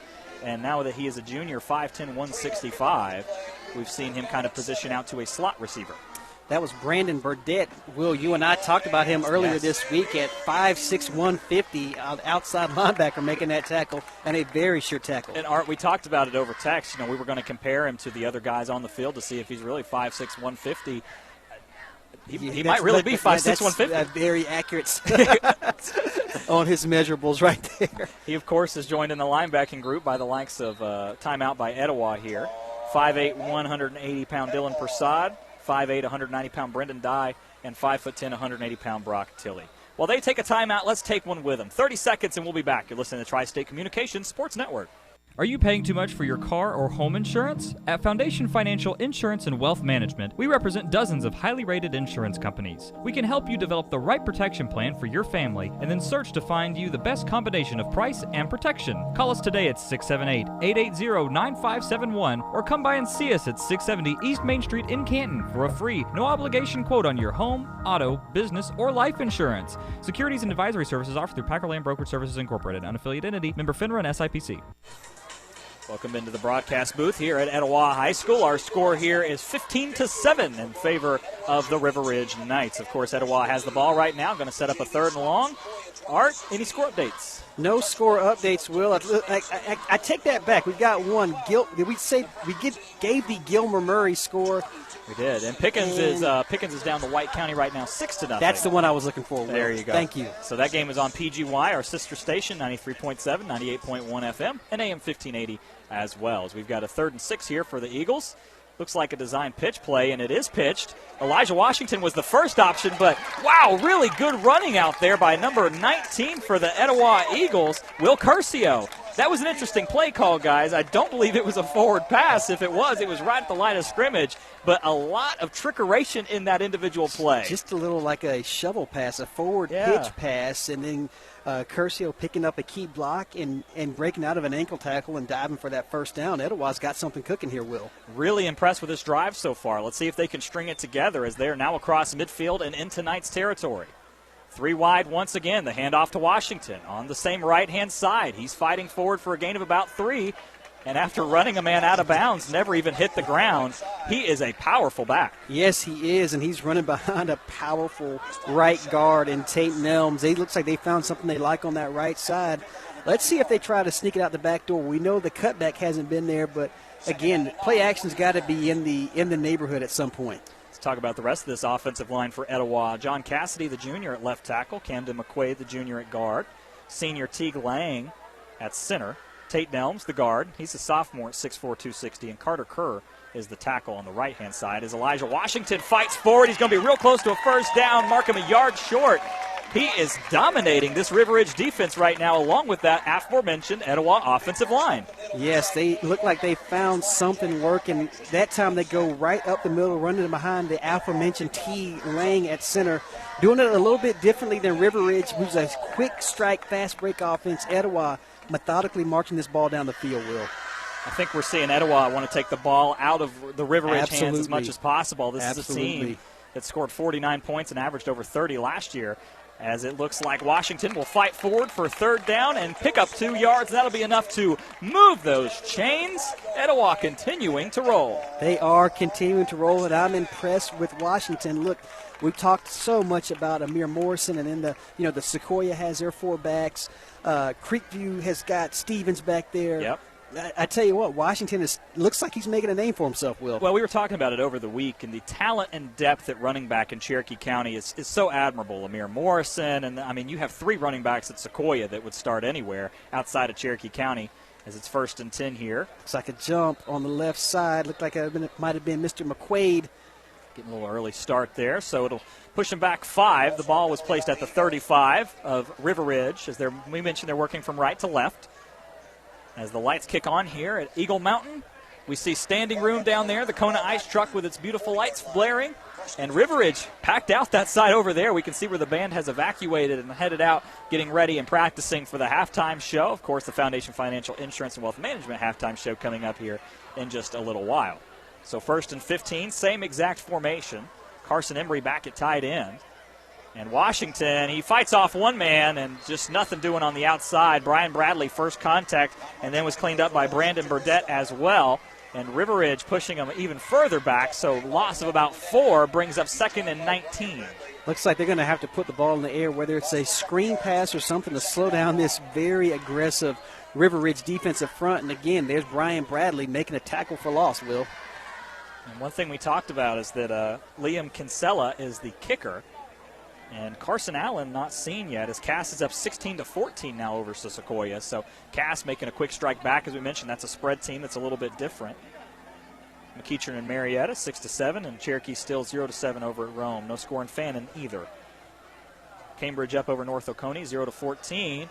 As he lays it out there, DJ Bailey, and it looked like pretty good coverage. Could have been a flag, but there's no call. As DJ Bailey was working one-on-one outside with, was that Josh Seltzer?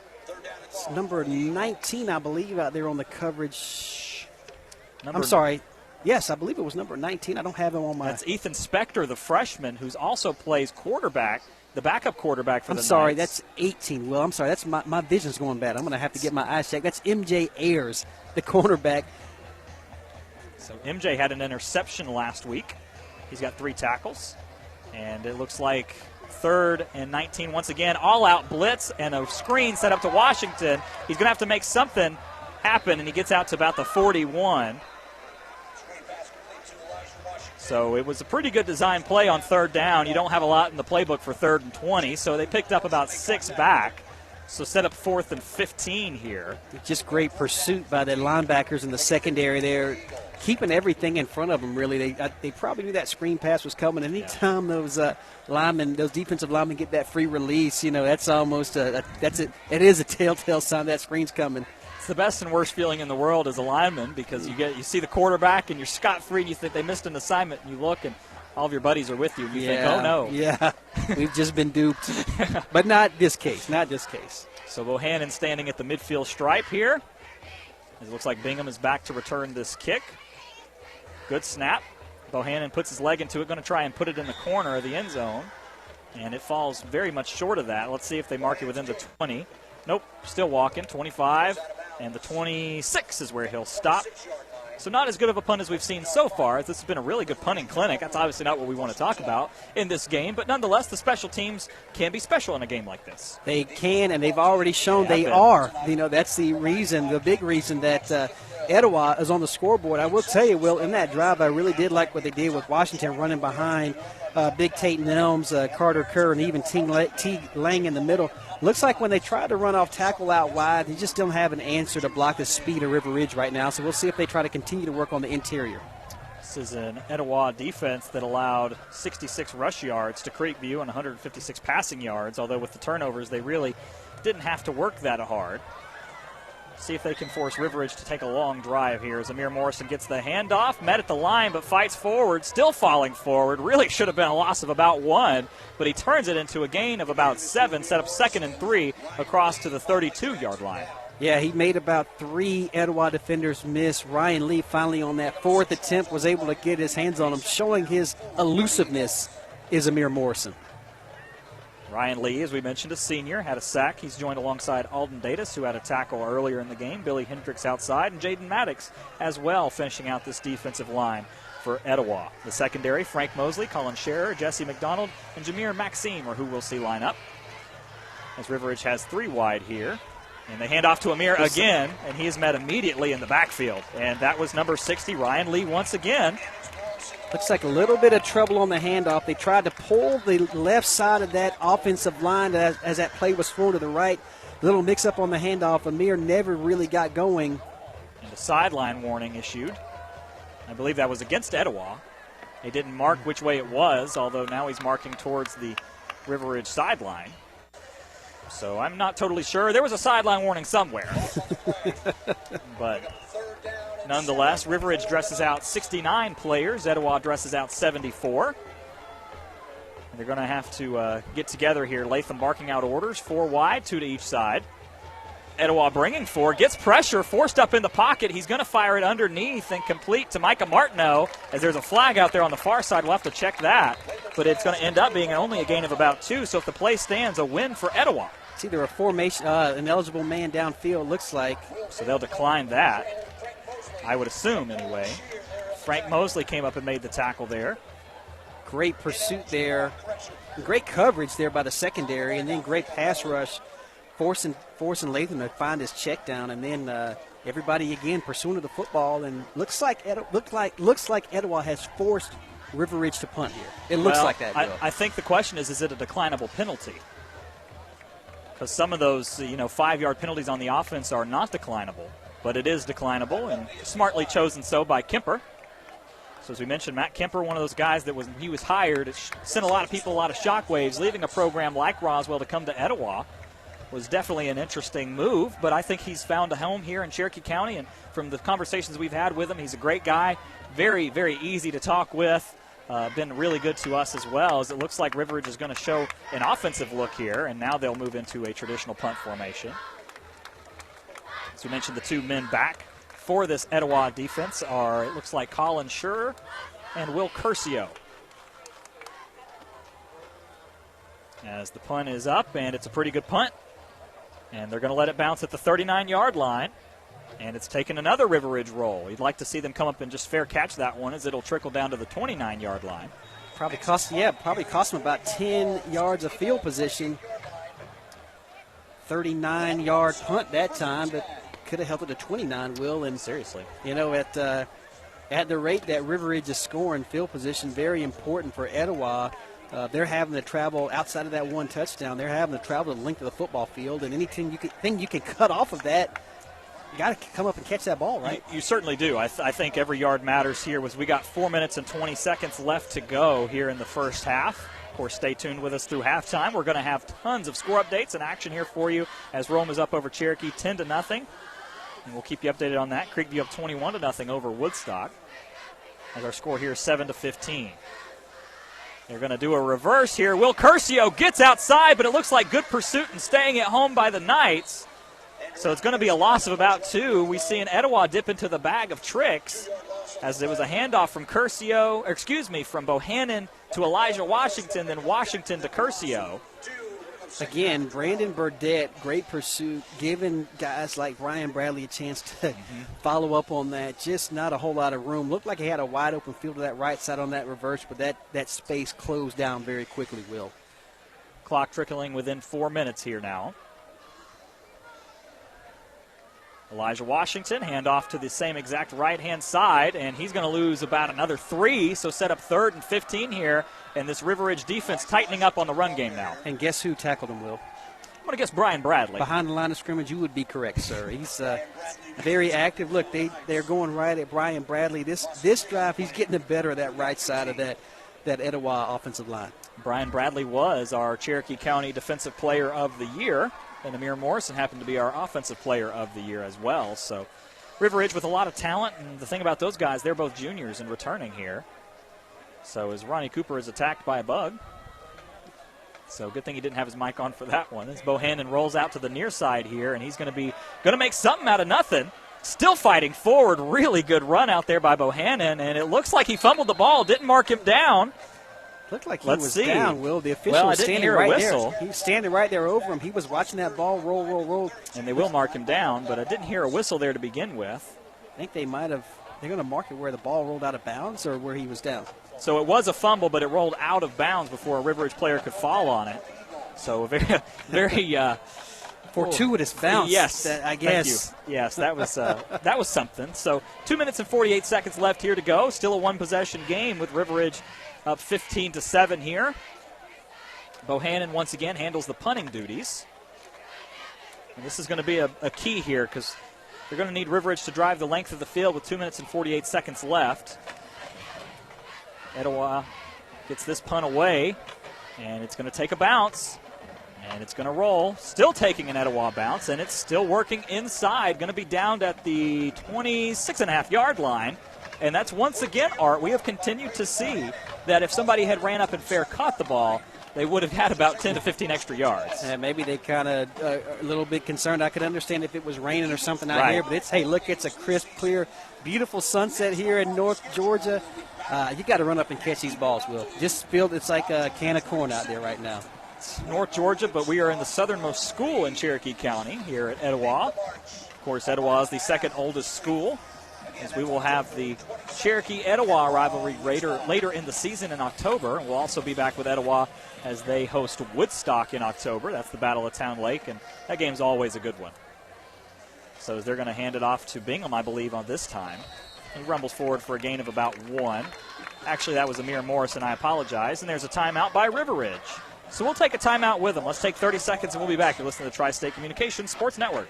There's been so much talk about distracted driving, you're probably sick of hearing about it. Well, we'd rather you be sick of hearing about it than lose your life doing it. The caring staff with Sosby Funeral Home in Canton reminds you that we all have to go sometime, but don't rush it. Wait your turn and don't drive distracted. Keep your hands on the wheel, your eyes on the road, and make sure you stay alert and arrive alive. Drive safely and help us protect our teens. They're the only future we've got. Brought to you by Sosby Funeral Home, honoring life from 191 Jarvis Street in Canton.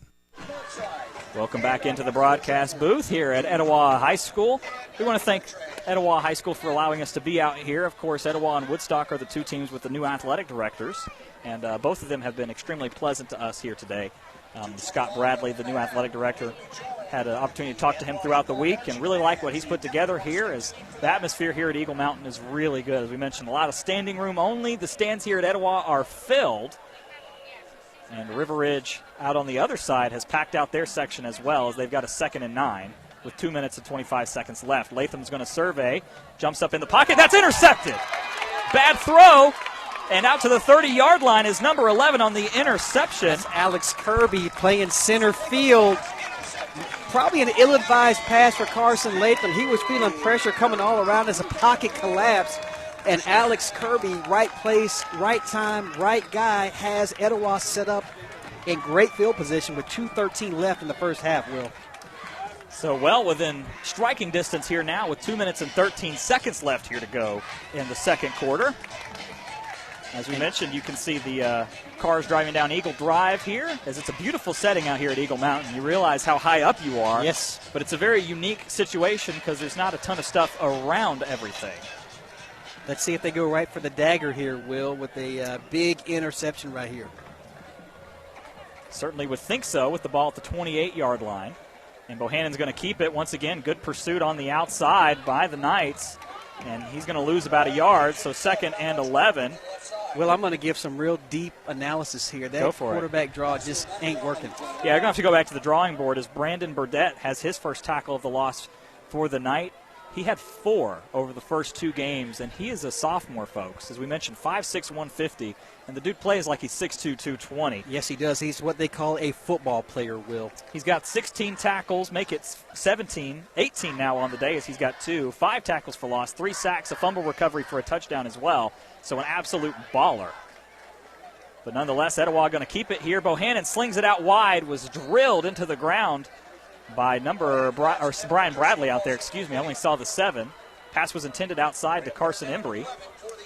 Yeah, just not a lot of time back there in the pocket. We've seen Bohannon, the passes he's completed have been very quick reads. His first read that time held that ball just a little bit too long, and Brian Bradley working against big number 68 over there for Etowah, one of their subs on the offensive line. Just not enough time to get that pass off. 3 wide, 3rd and 11. With 29 yards to go to the end zone. DJ Bailey goes up, climbs the ladder, and catches it. He's going to fight real close to a first down, but going to be about 3 yards short. DJ Bailey, an absolute monster out there on the side. I haven't heard his name mentioned a lot, but, I mean, looking at him, Art, correct me if I'm wrong, but he's probably your height. He's got to be at least 6'3", Will, and he's a mismatch over there. It's 4th down and short, a minute left to play.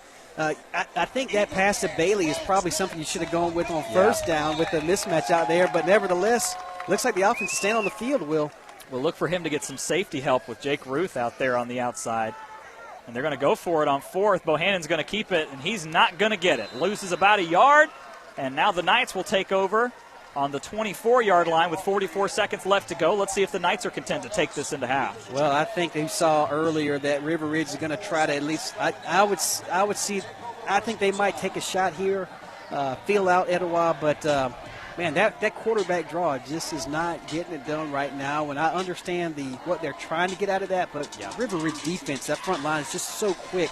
Tough to hold those guys. Going to have to soften them up a little bit. We saw this River Ridge team give up a good bit of yardage to Woodstock passing. But the issue is right now for Etowah is they just don't seem comfortable with going to the air a lot. Of course, you want to establish the run game, but I feel that they've done that with Elijah Washington. So maybe some halftime adjustments, as Michael Collins is well known for his halftime adjustments and coming out looking like a different team. But let's see what they do here. River Ridge 2 timeouts with 44 seconds. And they're going to start out with a handoff to Amir, which always has touchdown potential, but not this time. A win for Etowah as they stop him for a gain of about 4, and no timeout called. So let's see what decisions the Knights decide to make. They don't have to run another play here, Will, so they might just be content to take this 8-point lead into the locker room. They are hurrying up to the line. As Latham walks up to the line, trying to figure out what they want to do here with 15 seconds now. And they are going to run at least one more play, and this is a keeper to Latham. And Latham's got a first down and just a little bit more. So move those chains with 7 seconds left. The clock does stop, and it believed that River Ridge decided to burn a timeout, and they did. So they'll have one remaining. And let's keep the action right here for you as we discuss what's in the playbook with 7 seconds left. I mean, just very interesting clock management here as it's winding down. It'll take a long time to get that play off, to get the call in. It's a quarterback draw, and now with 7 seconds left, you still got time on the clock, Will. I think you do take this and see maybe if you can get a ball out there to Bingham, see if he can make a play or a screen pass to Amir. You know, he's very dangerous. Something, a quick hitter where you can get your playmakers in space to make a move and maybe get in the end zone here from about, let's call it 64 yards out. Newcomer Ethan Hand is leading the team in receptions with 4 for 104 yards and a touchdown to go along with it. Amir Morrison, not surprisingly, is leading literally everyone in scoring as he's got 3 touchdowns on the ground. It'll be 5 now, and a touchdown reception to boot. So as you mentioned, Art, 64 yards to go with 7 seconds left.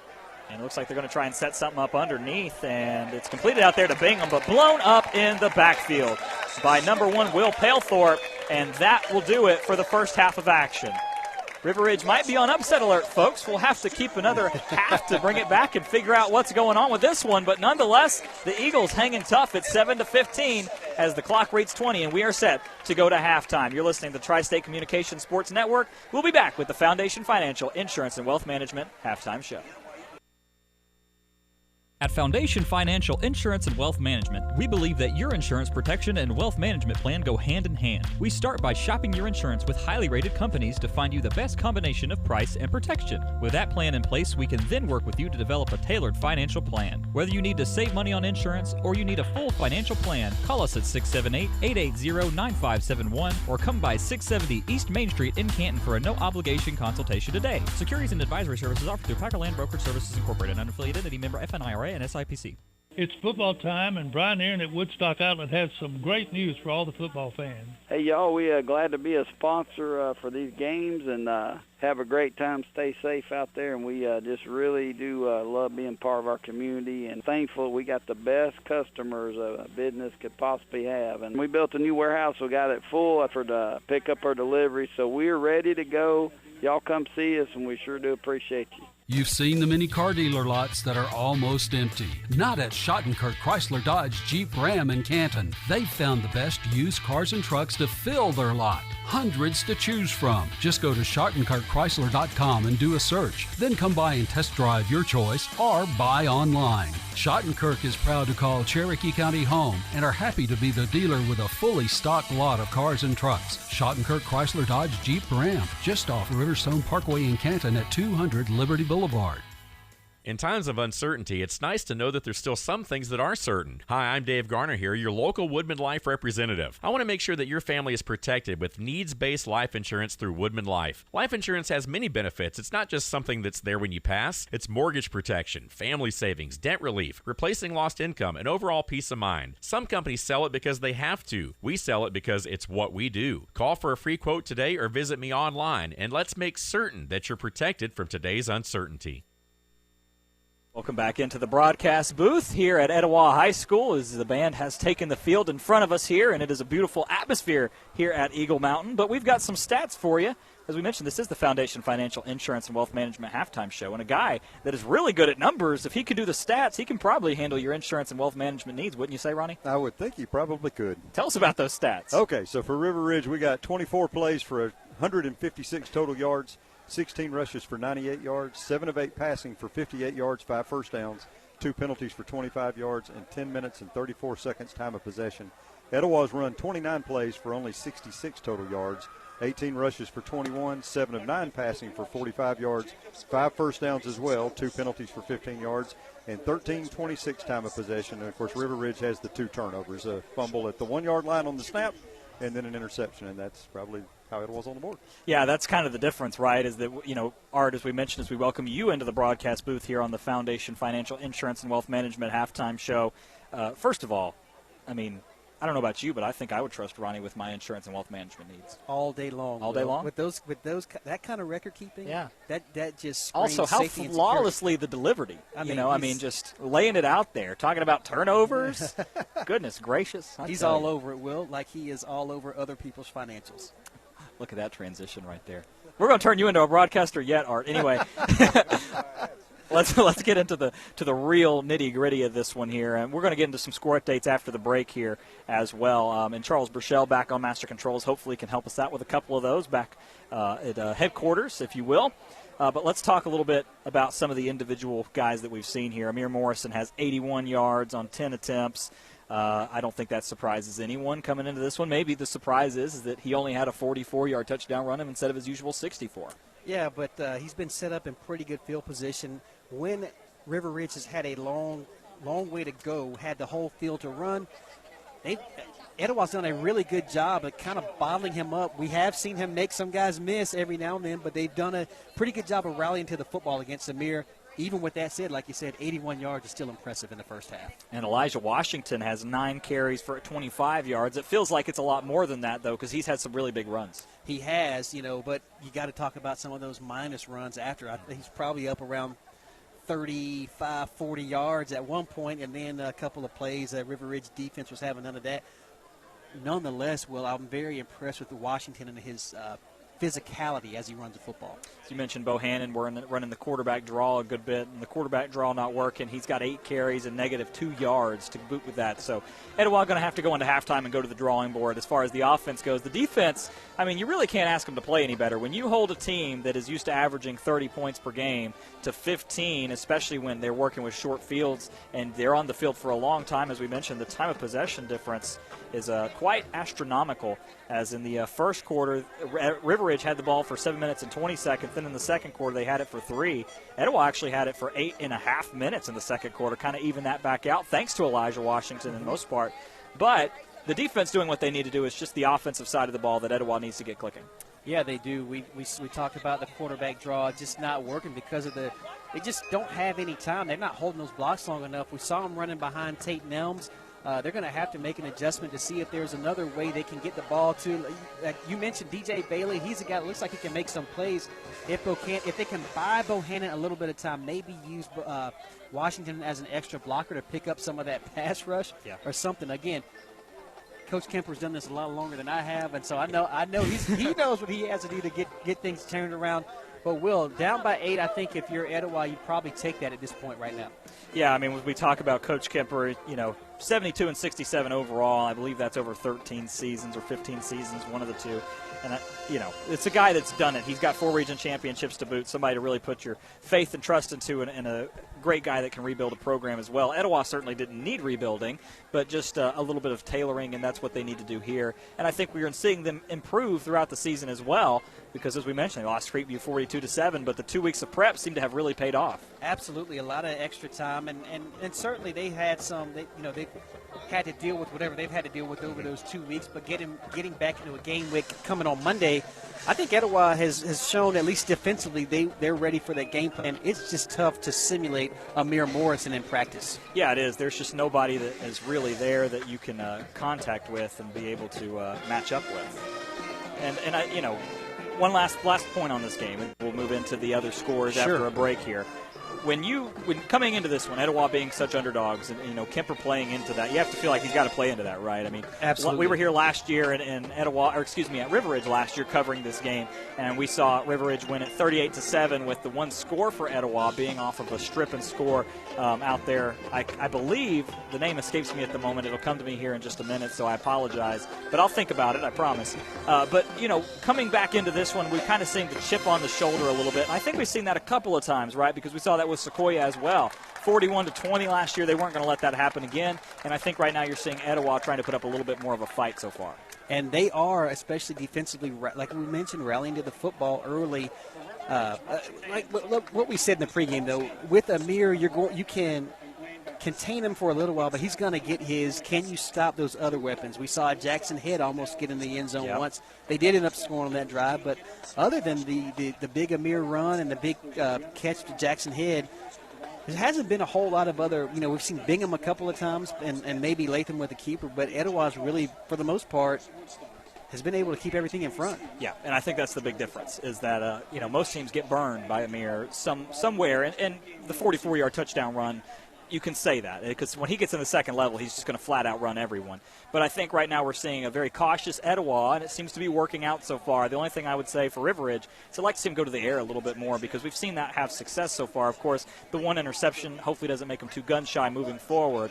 But nonetheless, very impressed with what we saw from the first half. 2 turnovers, as Ronnie on the spot mentioned, that one of them hurt him, one of them didn't. And, it could have gone the other way. So, as we mentioned, that's something that can really slant this game in Etowah's favor. If they can get another turnover and convert that into points, they start believing, and anything can happen at that point, Will. You're 100% right. Let's go ahead and hit our second break of the Foundation Financial Insurance and Wealth Management halftime show. When we come back, we'll get you some scores from around the area, and hopefully our friend Charles Burchell can help us out with that. 2 minutes, and we'll be back. You're listening to Tri-State Communications Sports Network. Are you paying too much for your car or home insurance? At Foundation Financial Insurance and Wealth Management, we represent dozens of highly rated insurance companies. We can help you develop the right protection plan for your family and then search to find you the best combination of price and protection. Call us today at 678-880-9571 or come by and see us at 670 East Main Street in Canton for a free, no-obligation quote on your home, auto, business, or life insurance. Securities and advisory services offered through Packer Land Brokerage Services Incorporated, unaffiliated entity, member FINRA and SIPC. Golf cars used to only be for golfers. But now there's so much more. Golf Cars also offer transportation around your neighborhood or farm. Get yours at Golf Cars of Canton, your Club Car, Tomberlin, Garia, and Columbia dealer. Plus, they have a full service and parts department. Check out the selection of used golf cars or ask about renting. Go to golfcarsofcanton.com. Visit them at 121 Waleska Street in the Sandy Hook Shopping Center or call them 678-880-1156. There's been so much talk about distracted driving, you're probably sick of hearing about it. Well, we'd rather you be sick of hearing about it than lose your life doing it. The caring staff with Sosby Funeral Home in Canton reminds you that we all have to go sometime, but don't rush it. Wait your turn and don't drive distracted. Keep your hands on the wheel, your eyes on the road, and make sure you stay alert and arrive alive. Drive safely and help us protect our teens. They're the only future we've got. Brought to you by Sosby Funeral Home, honoring life from 191 Jarvis Street in Canton. When you are the official sponsor of the comeback, adding a few feet to a drive matters. First down. So does shaving 1/10 of a second off a lap. Top-rated surgery, physical therapy, and motion analysis by the sports medicine team at Children's Healthcare of Atlanta helps young athletes not only prevent injuries, but heal faster and return stronger, ready to win. Our more than 25 orthopedic and sports medicine locations are ready to assist your athlete's comeback. To learn more, visit choa.org/sportsmed. All right, good evening. Charles Pichon in the Tri-State Communications Sports Network studios. Our score here in the WLJA game of the week. It is River Ridge 15-7 over Etowah. And we'll get to more analysis with the group in just a short while. A great game right now in White, where Sequoia and Cass have been going back and forth. Sequoia has now the lead, 21-16. Cherokee has scored. They trail Rome 17-7, but it was 17-0, so maybe a comeback by the Warriors. Woodstock is getting crushed by Creekview. The Grizzlies putting it on. It's 34-0 now. Gilbert has a 14-0 lead over Murray County. Game on our sister station, WPGY. Right now is White County with a 6-0 lead over Pickens. North Oconee and Cambridge. Cambridge has a 14-13 lead over North Oconee. North Oconee just scored. Dalton has a 14-7 lead over North Forsyth. And the blowout game of the night, guys, Lee County, Cherokee County people will remember that one. They're leading East Ridge out of Florida 53-0. It's not at halftime. Can we say running clock? Charles Brichelle with some absolute gold in the Tri-State Communications Sports Network broadcast booth. Charles, we can say running clock, my friend. And bringing up Lee County, you committed the cardinal sin of Cherokee County. The 6A people don't want to hear it. But you're exactly right. Lee County putting it down right now on the team.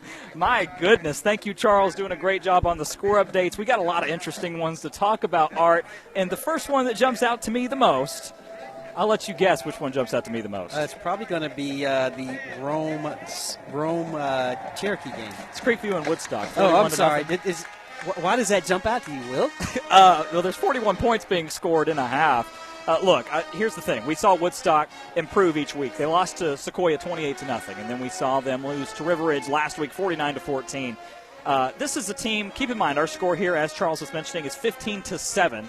And this is River Ridge, who went 11-1 last year.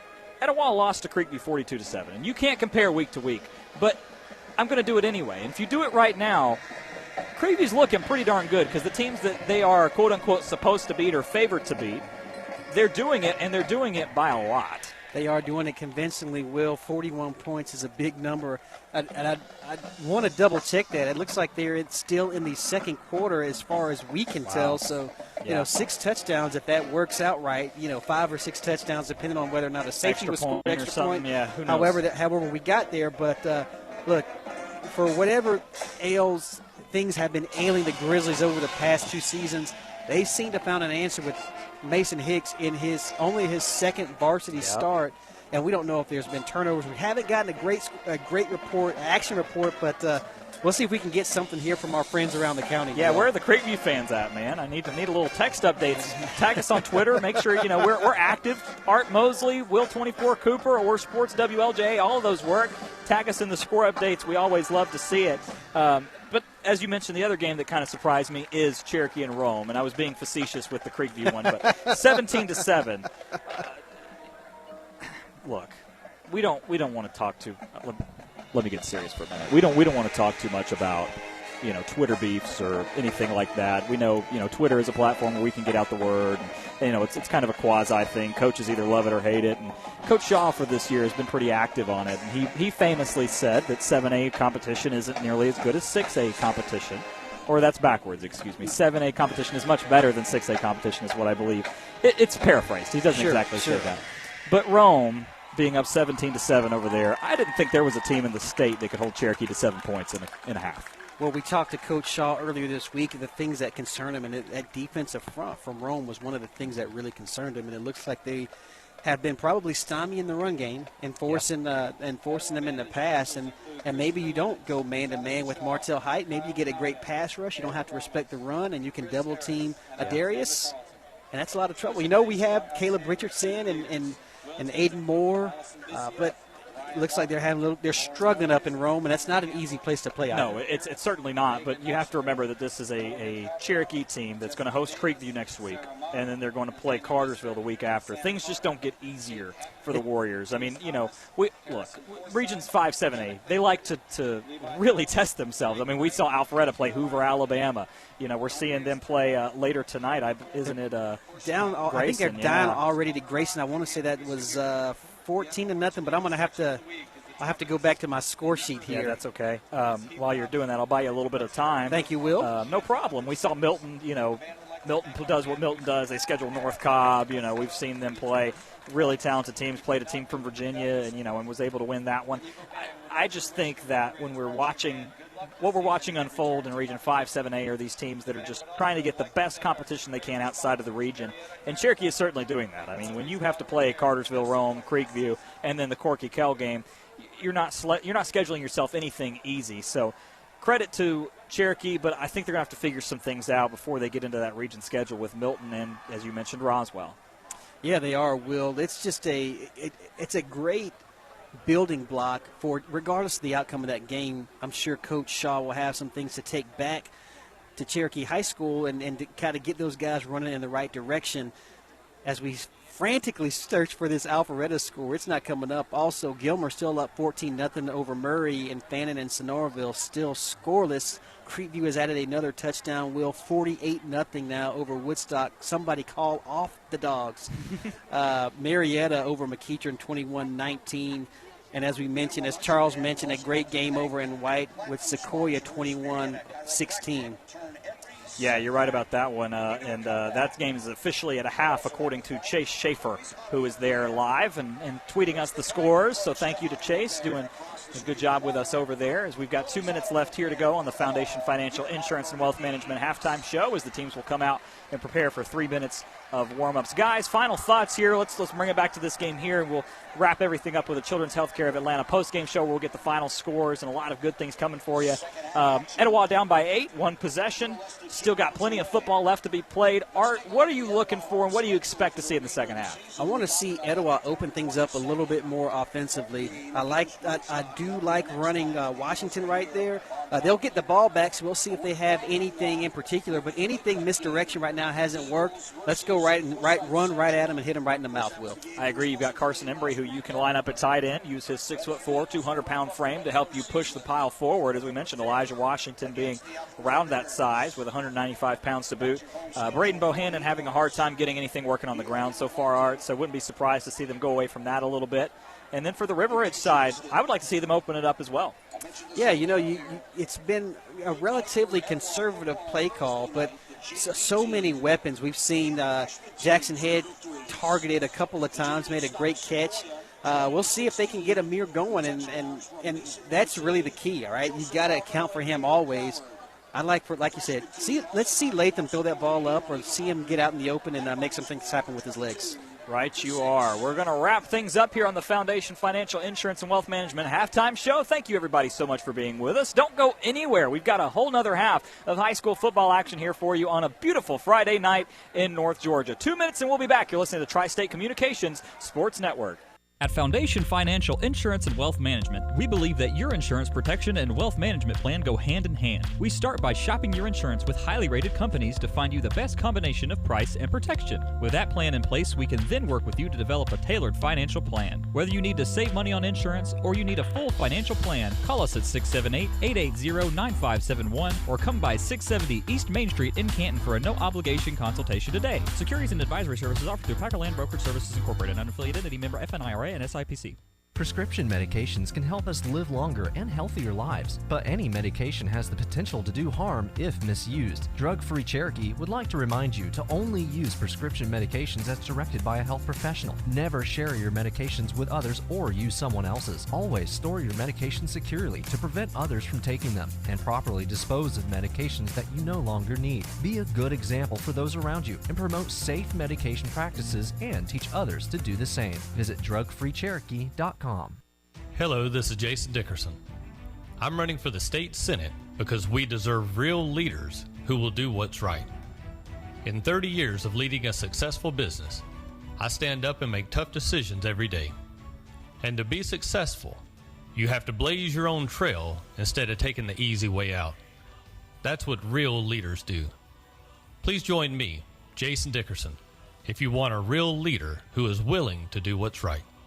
Paid for by Dickerson for Georgia. Northside Hospital Cherokee proudly supports Cherokee County football. Thousands of Northside doctors, nurses, and staff are right here in Canton, serving on the top-ranked team for your family's health needs. Whether you're on the field, in the stands, or in your neighborhood, Northside has the expertise to provide exceptional care in your community. For sports medicine, cardiology, maternity, oncology, and other specialties, you can trust your health care to Northside. Visit northside.com/Cherokee to learn more. Welcome back into the broadcast booth here at Etowah High School. Again, welcome everybody in. We've got about a minute and a half left here at the break. We were discussing some of the scores, getting a little bit more in depth with it as we have another score update. Creekview up over Woodstock 48-0. That game is not yet at the half. And Art, the Turd Ferguson report, top 10 in 6A is going to probably look a little different next week. It might. We'll have to see what those bottom teams look like. I know we'll get a lot of inquiries from some of the fans over there up East Cherokee Drive on the northern and eastern side of the county. But Creekview looking very strong these first 2 weeks. They'll host another 7A team next week before they jump into region play, and that 7A team is they have their hands full. Maybe they were looking ahead to Creekview next week, Will. Well, that team that you mentioned will be our next Cherokee County game of the week. That's next Friday, as we've got a score update. Grayson up over Alpharetta 21-0. Ronnie on the spot, finding the scores that we can't even find. We've been doing it for so long, and newcomer comes in and finds it for us. I tell you, newcomer, Will. I don't know. Well, he's been here for a couple of seasons. Same as you. He is Ronnie on the spot. Ronnie on the spot. Excuse me. That's where the nickname comes from. I always used to call him J.R. Jr. Ronnie Cooper. But when Dave came up with Ronnie on the spot, I thought, all right, that is better. I gotta give way to that one. So, but anyway, we are now ready for kickoff here as the River Ridge Knights will kick off to the Etowah Eagles. Score 15-7. Of course, I am the golden boy, Will Cooper, of the broadcast, joined alongside Arthur Mosley, who needs no nickname because he is a man of legend, if you will. A legend in his own mind, Will. That's and our hearts. Okay, all right. Well, that makes me feel good. And it's the aforementioned Ronnie on the spot back there as well. Charles Burchell doing the Lord's work back at Master Control, making sure we're on the air and sound so good like we do every Friday night. We want to send our warm wishes out to Dave Garner, who's resting up and getting ready for his college debut with the Valdosta State Blazers as they take on Savannah State later tomorrow night. So hope he's listening and tuning in as well. We want to thank all of our listeners out there. We have so many of you that we appreciate. We want to thank all of our sponsors being back on with us as well. So River Ridge squared up, ready to kick this one off to Etowah, as we mentioned. This is a River Ridge team that came in averaging well over 30 points, 42. And toe meets leather, and we're underway at Etowah for the second half. And that's going to be a touchback fielded by Elijah Washington, not able to be returned. That's the second touchback of the game for Santi Lozano. And now we will see Etowah trot back out on the field, as we were talking about on the Foundation Financial Insurance and Wealth Management halftime show. We didn't really like the quarterback draw so much just from being observers. We saw it wasn't a lot of positive play yardage. So Etowah maybe going into the bag of tricks and maybe going back to Elijah Washington a little bit more than they did in the first half. Yeah, you had something working early, late in the first half. I'm going to get this eventually. That's okay, buddy. I promise. Let's see if they go back to him, like you said. Had pretty good success on that right side and right over the center as they were running. We'll see what they do out of the shotgun here. And one thing we like is Andrew Hand matched up one-on-one with DJ Bailey, a couple of stars, as Bohannon is going to keep it on the read, and he's going to fall forward. A flag comes in late. We'll have to check that. Came in from the far line judge, but it's a gain of 4 as of now. That time Bohannon was able to make a man miss. Sprung himself for about a gain of 4 or 5 yards, Will, but it looks like this one might be coming back. Block in the back is the call. So a negative play to begin with. So it is a spot of the foul, and it was right at the original line of scrimmage, so maybe a yard. So to bring up 2nd and 19. Just not where you want to start the second half here, down to an explosive River Ridge team. Yes, that puts the ball back at the 11. Of course, the flag occurred at the 21, so it's not a half the distance to the goal, because then it would have only been 5 yards. So sets up a first and forever from the 11-yard line, with the first down marker being securely positioned at the 30. Let's try this again. Braden Bohannon gets the snap. It's going to be a pass this time. Quick pass out to DJ Bailey, who pretty much had to go to a knee to catch it. So he's fighting forward out to the 15-yard line. So a gain of about 4, 2nd and 16. Well, the quick passing game is working because they're not able to get pressure on it. But if River Ridge comes up and walks those defensive backs up, that could spell disaster if they're not able to break open. They can break on that route, and they can take one of those to the house, Will. DJ Bailey is one of my players to watch for this game for sure, especially after seeing him line up here on the outside. And they're going to go to the air again. Plenty of time. DJ Bailey one-on-one who they wanted, and just over the outstretched hands as he's working one-on-one with Andrew Hand and had the better of him there. Yeah, Bohannon probably just a smidge too much on that pass because I tell you what, DJ was running wide open. And look, great pass blocking there. Elijah Washington in to help give Bohannon some time, and Bohannon showing off a pretty live arm right there, Will. Yeah, we saw him in the scrimmage against Sequoia, and especially the spring scrimmage against Lassiter is the one I would point out for them. And I saw a lot of things that I liked from them. I believe they actually played Lambert. Excuse me, it wasn't Lassiter. Lambert, one of the LAs. So, but Bohannon's going to try and just hand it off to Washington here up the middle. Makes a couple people miss. Still fighting. He's going to be close to the first down. Fumbles the ball. And I think Etowah recovered, and they did. They're only going to be about 2 yards shy of the first down marker, but it's going to bring up 4th and 2. I think you have to punt it. I think you have to punt it. On the 28. Washington doing a great job of running, getting a great block, and following his lead blockers. Just got hung up. Watch the ADO here, though, Art. As Larry Prather made famous here on LJA airwaves, but they're going to line up in a typical set. 3 wide, 1 tight end. Elijah Washington in the pistol. Reading the defense, and they do snap it. I don't think Etowah wanted to snap it. Now there's a flag coming in late. This is not going to work out well. It's not going to work, but let's see what the penalty is here. I wonder, the play wasn't blown dead, so did the defense jump? Might have been some movement there on that left side. But a false start would have stopped the play, right? Unless it was an illegal procedure. So let's see what the call is here. River Ridge marking like they will take over on downs. Of course, if it is an illegal procedure, it would be declinable. If it's a false start, then it wouldn't be. But I believe it's a. So it was a false start. Yeah. So that's a break for Etowah there. So it is not a declinable penalty. So they will be able to punt if they so choose, and that's exactly what they're going to do. So crisis kind of averted. Yes. Yes. I don't know if it looked like the center and the left tackle thought there was a play, and the other 3 offensive linemen and Braden Bohannon didn't think there was, because Bohannon saw the ball in his hand and thought, well, I better run. Yeah, I think the only reason you snap that ball is if they jump, and even if they do jump, it doesn't matter. Once those defensive linemen get in the neutral zone, that's a dead ball penalty, which was not the case. Right. Either way, very interesting. River Ridge bringing pressure on the punt. Bohannon gets it up, and now there's a fair catch, and it's caught. And looked like he was going to try and advance it there for a minute, but realized that he fair caught it. So the fair catch is signaled, and it'll be up to the 43-yard line. Keep the action right here for you, as the Etowah defense will have to come back out and try and make a stand. Our score here 15-7 It's hard to score 5 in a football game. Yes, it is. Impossible, a safety and a field goal, but rarely do we see that. That's more difficult. of a baseball score, yeah, right, it's Will? difficult. Speaking of baseball, the Atlanta Braves on a road trip right now out west. We are, of course, the sponsor for Braves baseball. We'll talk a little bit about some of the other things going on our airwaves this weekend because there's a lot of fun. Labor Day coming up. The River Ridge here set to pass. Latham swings it outside. I believe that's complete out to Bingham, who's forced out by a couple of different Eagles. And that was Micah Martineau that time. My apologies to Mr. Martineau there. Colin Shearer was able to force him outside, but it is a first down. Move those chains. Kind of fooled me there. It was right at the first down marker on the near side. The chains working on the far side of the field as we are set up here at the top of the Etowah stands. And it's really a very nice vantage point. It is a very nice vantage point, Will.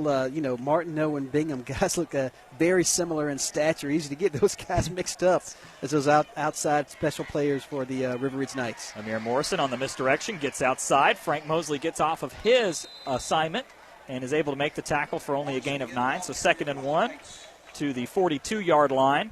And, Will, you said only a gain of 9. That's probably a victory there for Etowah. Yeah. Only a gain of 9 is relative term. Anybody else we would say, and that's a gain of 9. Exactly. But when it comes to Amir Morrison, we say that's only a gain of 9. Expectations can be so difficult. Oh, he creates his own unrealistic expectations sometimes, and you're right. We expect him to break that one for a 44-yard gain. A lot of people wonder why he isn't being recruited very heavily, listed at 5'8", 160, and the 5'8" is not true. I'm 5'8", and he's a couple inches shorter than I am, but nonetheless, the talent speaks for itself. As Latham loads up to pass, got Jackson, and it's incomplete. It could have been pass interference on Mosley, and here comes the flag late from the back judge out there, as there was a handful of jersey for Mosley. Yes, there was a handful of – it looked like decent coverage, but he looks like he had him wrapped around the backside. Yeah. And that's a tough matchup. Jackson Head, a very physical and athletic receiver, probably going to play tight end at the next level, lined up against a shorter cornerback in Mosley at 5'10". You got 6'4" working against 5'10". And Head almost made an acrobatic catch to boot, even with the pass interference. Yeah, Jackson Head, a guy that will definitely be playing on Saturdays in the next level if he chooses to, if that's what he would like to do. And penalties offsetting. I believe there was a pass interference on Etowah in a hold against River Ridge. Illegal shift. Excuse me. So it's now we have a. I think those offset, and they replay the down. Replay the down. So after all of that excitement, let's do it again. We can only hope it'll be half as exciting. 2nd and 1. I think you go right back to him, Will. Why not? Etowah on a 4-3 defense, and they're going to fake the handoff to Morrison, swing it out near side, and there's a flag that comes in here late. Let's see, and there's coverage out there on Palethorpe on the coverage. Yeah. I'm not quite sure I agree with that flag, Will, but especially if it's coming from the back judge there. That's not my. Wow. So Coach Kemper right there on the sideline, going to be working the back judge there. And that's the defensive coordinator also joining him. Just wanted a little confirmation. Unhappy with the call, but Palethorpe the guilty party. It'll be enough to move the chains as it is a 15-yard penalty in high school football. River Ridge on the move now inside the 25-yard line of Etowah as the clock ticks under 8 minutes and 54 seconds here, Will. So the Etowah defense going to have to tighten their talons, if you will, and see if they can stop them here as they're approaching the red zone. Ball marked at the 23-yard line. Amir Morrison going to get it out to the left-hand side. Great blocking out there. And he's going to be stopped right at the 19-yard line. I don't know who was out there on that tackle. We'll get a number for you. But he put the hit stick on him. I believe that was Alex Kirby out there. I believe you're right, Will, and you are confirmed by the PA announcer here. Great eyesight down there. I guess you could say I have an eagle eye tonight. An eagle eye at the Eagle's Nest. I'm really putting them together here, Oh, gentlemen. my gosh. It's getting deep up here. The amount of eyes that rolled at that statement there across North Georgia is immeasurable. But don't worry, Dave Garner will be back next week. This brings up 2nd and 6 here. Ball now at the 20-yard line. Latham bootleg outside, and he had a man wide open. I believe that was Jackson Head. Again, we've got Andrew Hand also out there in the area, but Jackson Head, the intended target, he was open, but instead falls harmlessly to the turf. It does pass a little wide, and Etowah brought pressure that time, making Latham a little bit uncomfortable in the backfield. We're really putting it together. I mean, these tongue twisters are killing us, right? We're killing ourselves here. Yeah, seriously. So 3rd and 6 here. If Etowah can find a way to stop them, that would be a huge victory if they can force a field goal. As we mentioned, River Ridge hasn't had to kick a field goal yet this season. Santi Lozano is the kicker. We've seen him kick 8 extra points on the year. As Morrison bounces it outside, but good pursuit by the Eagles defense. Going to be a loss of 1 by a group of Eagles out there. So decision time for the Knights. Maddox leading the charge there, right there. And, well, I don't know. That's it's tough, right? I think the field goal, that's what they're going to do. So this will be a 37-yard field goal. And it'll make it a 2-score ball game. 38-yard field goal. So I agree with the call. If he has the leg, we'll see. This is his first field goal attempt of the year. The kick is up, and it looks like it's long enough. It's going to be just short. So he can kick a 37-yarder, but not a 38-yarder. So crisis averted for the Eagles, and with 7:24 left to go, still within a possession. Let's take a 30-second break and come back. You're listening to Tri-State Communications Sports Network. Welcome to Perk Up. What can I get you? Can I have a large, skinny, non-fat macchiato with My 15-year-old has the taste buds of a middle-aged woman, but she's no adult. That's why we took her to Children's for her scoliosis. Their pediatric orthopedic program is nationally ranked. Their specialists understand growing bones and how to treat them. My kid ordering an adult-style coffee? Okay. Going to an adult doctor? Not so much. Children's Healthcare of Atlanta Orthopedics. Where you take them matters. Learn more at choa.org/ortho.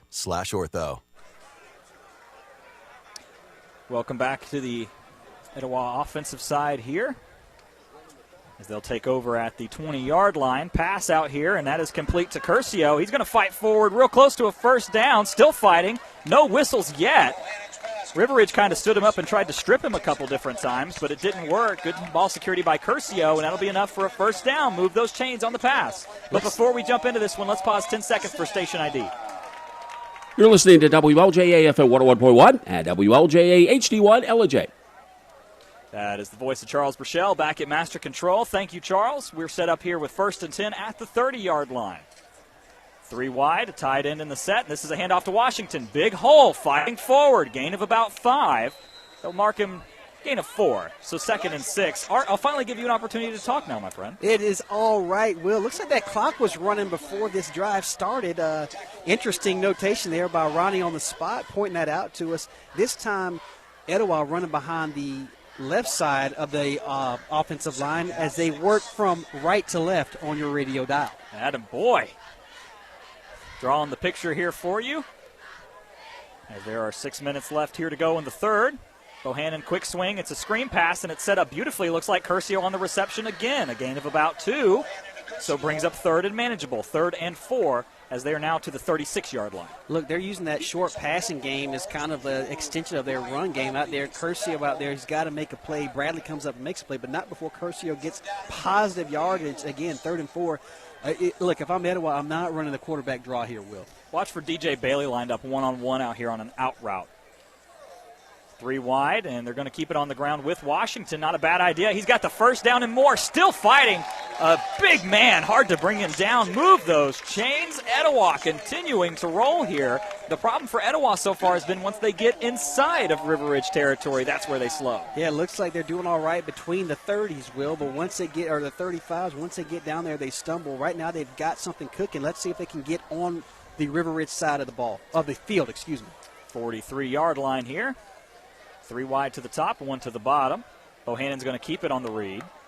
And he fights forward for a pretty decent gain, a gain of about 4. So that's a little bit more of what you'd like to see from your quarterback keeper.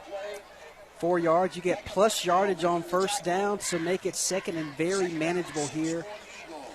Eagles on the move, but the clock is continuing to tick here in the third quarter, under 4:50 now. Of course, it is a one-possession game. River Ridge up 15-7 over Etowah. Bohannon hands it off to Washington up the middle, still fighting forward, real close to a first down again, but he's going to be short by about 2 yards, 3rd and 2.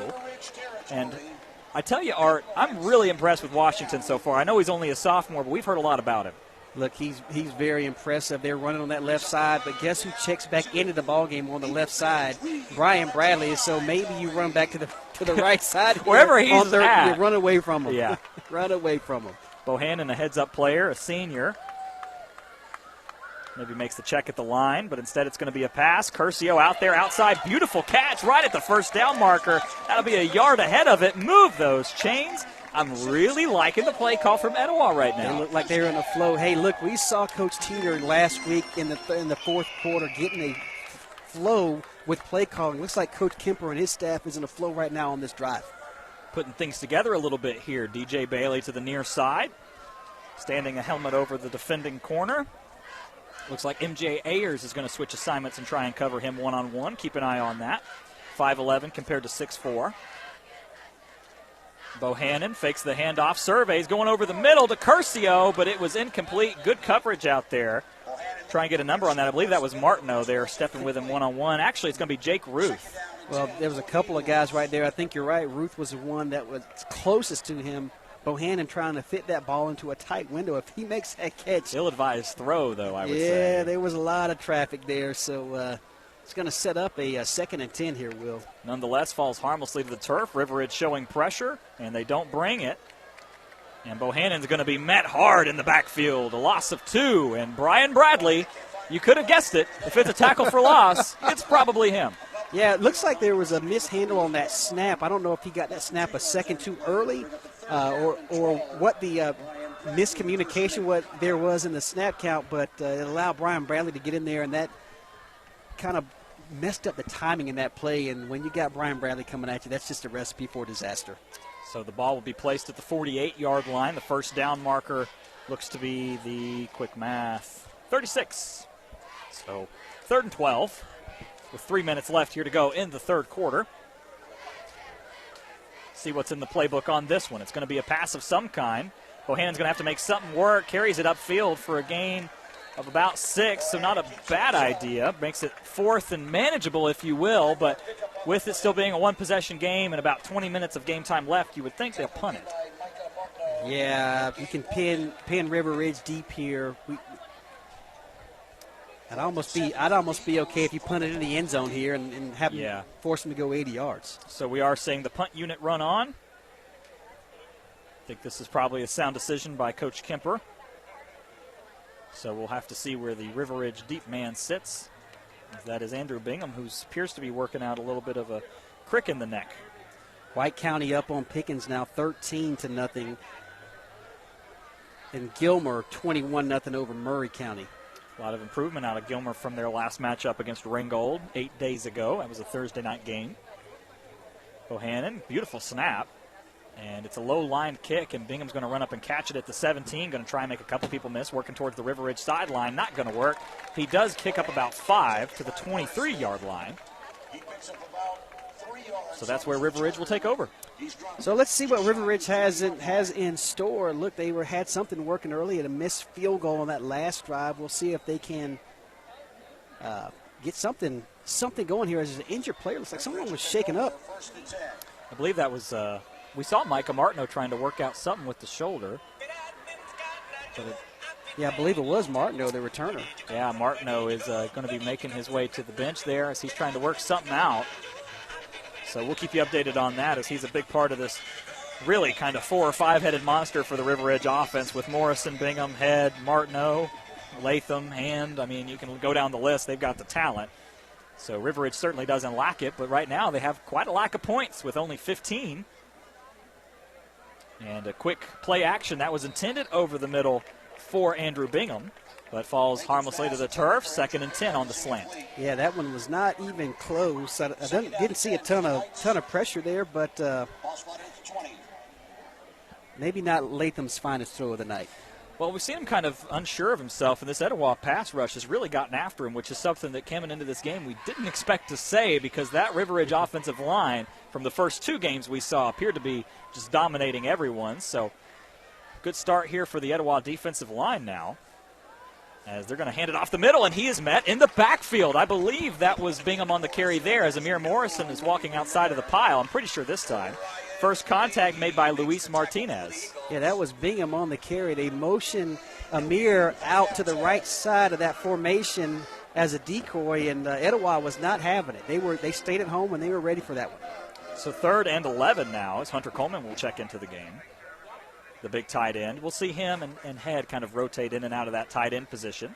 head is spread out as the slot receiver, and it looks like River Ridge is going to get a free 5 back as Etowah jumped early. Etowah had their ears pinned back. They were coming on this one, and let's see if that changes up the play calling just a little bit here, as now it'll be a 3rd down and looks like a long 6. Yep. So with a minute and 10 seconds left here to go in the 3rd, our score is 15-7. Most of the other games are coming out of halftime finally. The only other game that we see in action currently is Rome and Cherokee. That score is still 17-7 in favor of the Wolves. Rome, a slight favorite according to most publications. We've seen a couple of people pick Cherokee, but we'll have to keep an eye on that for you. As Etowah getting pressure, Latham rolled out, and it was in the hands of Andrew Hand, the younger brother of Ethan Hand. And unfortunately for Andrew, it falls harmlessly to the turf, and another miscue for this River Ridge offense, and Etowah still showing a lot of fight. With a minute 2 left to go, they're going to get the ball back. Dare I say it, that ball hit Hand right in the hands, and he just missed it there. And again, like you said, just over a minute left to play here, and Etowah still has life. In the 3rd quarter, Etowah still has life. River Ridge is doing everything they can to keep Etowah in this ball game. I don't know what the WLJA record for puns in a broadcast is, but we got to be up there at this point. As Clayton Mixon puts his foot into this one, averaged 50 yards per punt, and it bounces between 2 River Ridge upbacks, and finally fielded by Will Curcio as it bounced in between Curcio and Shearer, a 45-yard punt. So not really the field position that Etowah was hoping for there, but crisis averted with at least recovering the punt. They did down the punt. It looked like there was some miscommunication between the returners as to who was going to take that ball, and it was and then it was a last-minute decision to go dive on it. They could have, like you said, crisis averted. It could have been a lot worse than it is. And they'll have the ball at about the 28, 29-yard line as they come out. It's probably the final drive of the 3rd quarter, Will. I would say so, with 51 seconds left, unless there is a turnover somewhere in the next couple of plays. Etowah is going to try and be a little bit more methodical with the ball, I would expect, as Vinny Pacini, the sophomore, first time we see him check into the game on the outside for Etowah. Bohannon had the empty backfield, and Will Curcio was met immediately in the backfield as DJ Bailey wasn't able to block the corner coming up to make the play. And that was number 18 coming up to make the stop. That's Ayers again, Will, making a play. Well, there's another tackle for loss, somebody not named Burdette or Bradley. Burdette's been pretty quiet so far in this one. Etowah must have watched the tape. I called his name once or twice early, but really not been a factor, especially as Washington has gotten going on the run game. Brings up 2nd and 14.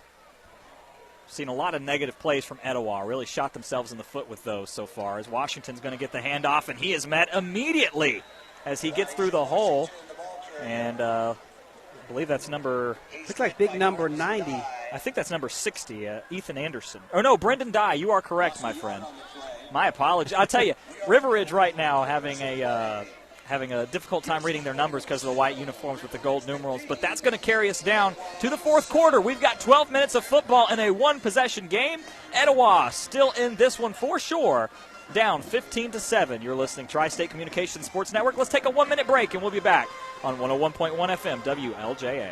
Hi, it's Dave Garner, voice of the Cherokee County Game of the Week. But did you know I'm also your local Woodman Life representative and poverty prevention specialist? For over 130 years, Woodman Life has protected families with life insurance and retirement products. And as your local agent, I want to make sure that your money outlives you and that you don't outlive your money. Call or text me at 706-273-9347 or visit my Facebook page at Dave Garner Woodman Life to learn how I can help you or your loved ones today. Insurance protection, financial security, Woodman Life, standing strong for generations. You've seen the many car dealer lots that are almost empty. Not at Schottenkirk Chrysler Dodge Jeep Ram in Canton. They've found the best used cars and trucks to fill their lot. Hundreds to choose from. Just go to SchottenkirkChrysler.com and do a search. Then come by and test drive your choice or buy online. Schottenkirk is proud to call Cherokee County home and are happy to be the dealer with a fully stocked lot of cars and trucks. Schottenkirk Chrysler Dodge Jeep Ram, just off Riverstone Parkway in Canton at 200 Liberty Boulevard.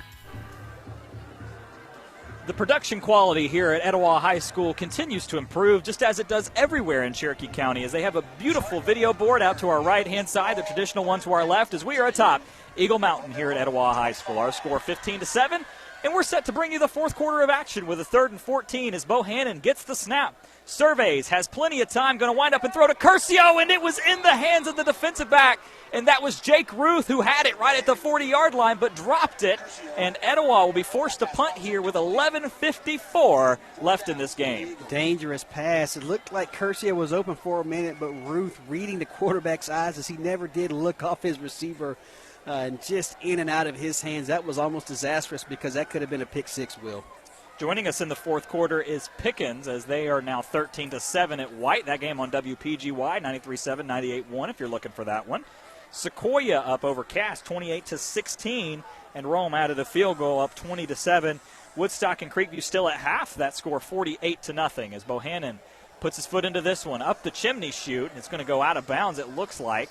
And it's not going to be ideal for the Eagles. A miscue from Etowah. Oh, wow. And he's still walking. He's going to stop at the Etowah 41-yard line. It's a 16-yard punt. So not exactly what you were hoping for on that one. So Bohannon will run off to the side there as the Etowah defense comes back out. As we mentioned, Etowah defensively has done a very good job in this game. They've 15 points allowed so far in this one. They allowed 25 points per game last year and allowed 42 to the Creekview offense. This is a River Ridge offense that comes in averaging 42 this season. It's 35 against Lassiter and then 49 against Woodstock last week. This time it's a handoff to Amir Morrison, and he finds a hole, but only a gain of 3.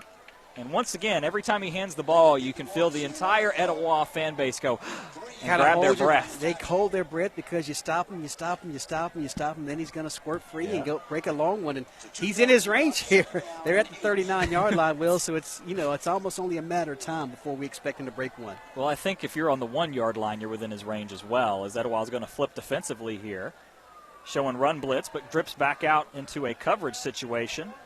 And that completed out to head, but good open field tackle out there by Alex Kirby. Alex Kirby really doing a good job of leading this linebacking core, full of lots of talent as we see Will Palethorpe join him. Palethorpe had a unabated to the quarterback sack last week against Creekview, or a couple weeks ago, and we've seen Luis Martinez make a couple of heads-up plays. This brings up 3rd and 5. Great tackle right there by Kirby. Bringing down Jackson Head is an absolute challenge because he is a load. Kirby 6'1", 195. Jackson Head 6'4", 220. And Latham complete out over the middle.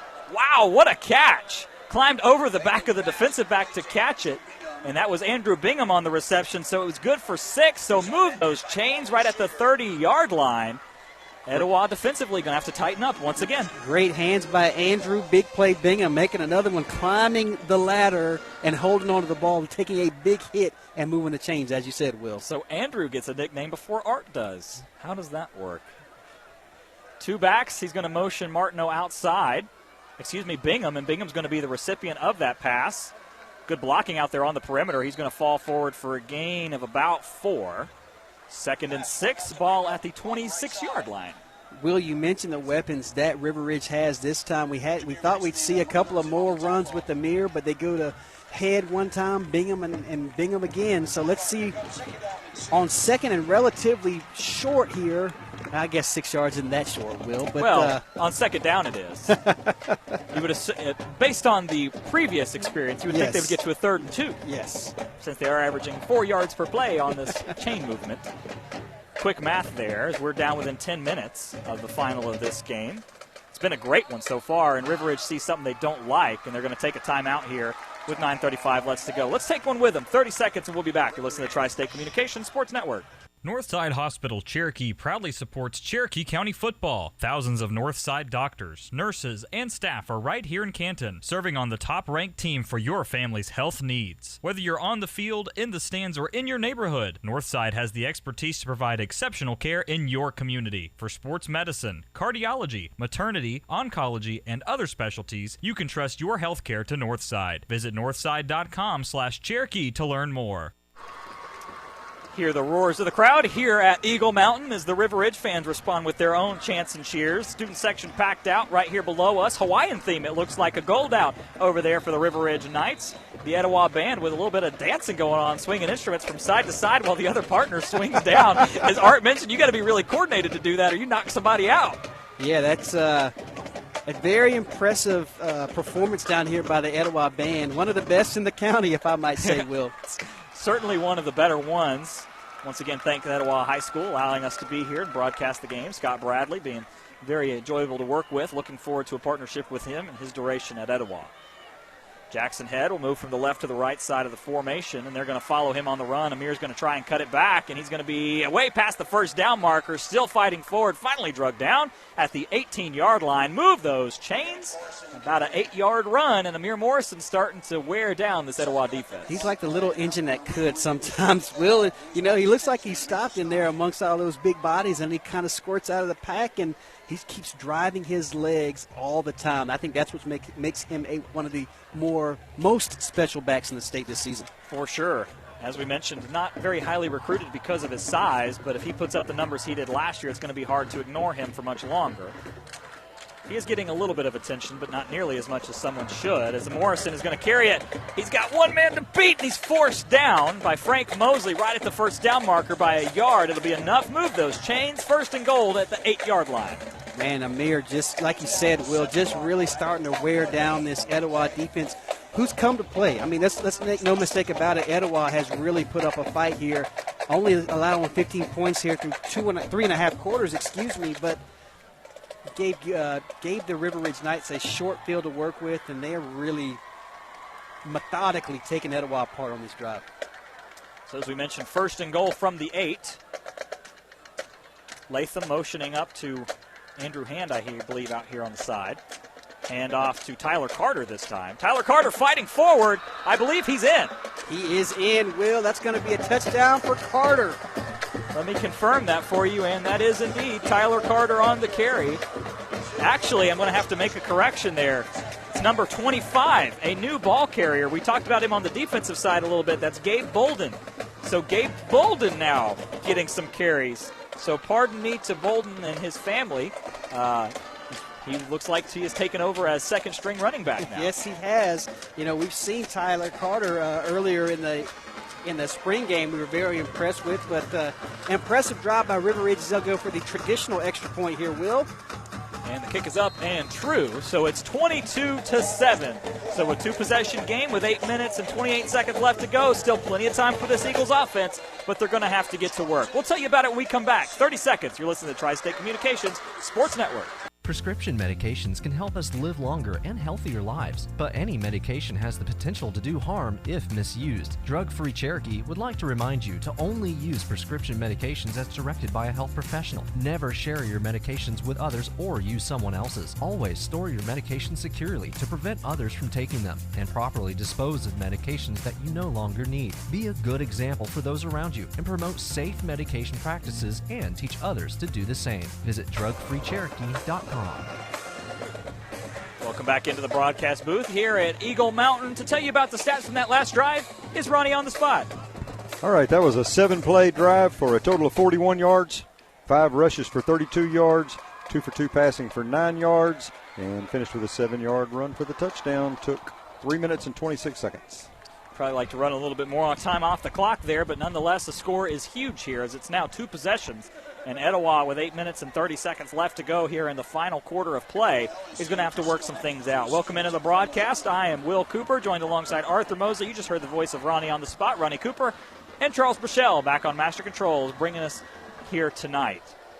As Luciano puts his foot into this one, and it was mishandled out there by a couple of Eagles. Looked like Curcio wanted it, but instead it was fielded by number 2 for them, as we mentioned. Number 2 is Luciano Corpus Ellis. So it'll be right at the 19.5-yard line as Curcio kind of ran under Ellis. And, crisis averted again, though. Yeah, that's going to be our phrase for this evening, Will. It's the second time there's been a miscommunication on special teams. They'll have the ball at the 21-yard line to start this drive. But as you mentioned, they've got to get this going in a hurry because time is running out on them. So DJ Bailey, normally lining up on the near side, will head over to the far sideline. Will Curcio in the slot, Carson Embry the tight end. And they're content to hand this one off to Washington. He's working out to the near side and falls forward for a gain of about 3 or 4. Keeping with the game plan here, Art, as we mentioned, with 8 minutes left, there's still plenty of time, but you can't take too much time off the clock on this possession. Yeah, I think you want to, maybe you're feeling River Ridge's defense out just a little bit on that play. Look, again, I think that play action might work here, but got to get a guy like DJ Bailey going vertical at some point in this drive. Sequoia gets a safety and is up 30-16 over Cass now in the third. And Elijah Washington met immediately in the backfield by number 54, Tristan Thompson. His first tackle for loss of the season. He had 5 tackles over the first 2 games. Yeah, Tristan Thompson getting off his block that time and finding Washington there. Just not a whole lot of room. It's going to set up a 3rd and long for Etowah. They've, again, probably got to put the ball in the air at this point, Will. Another score update, Gilmer over Murray County now 28-0. Rome and Cherokee still at 20-7.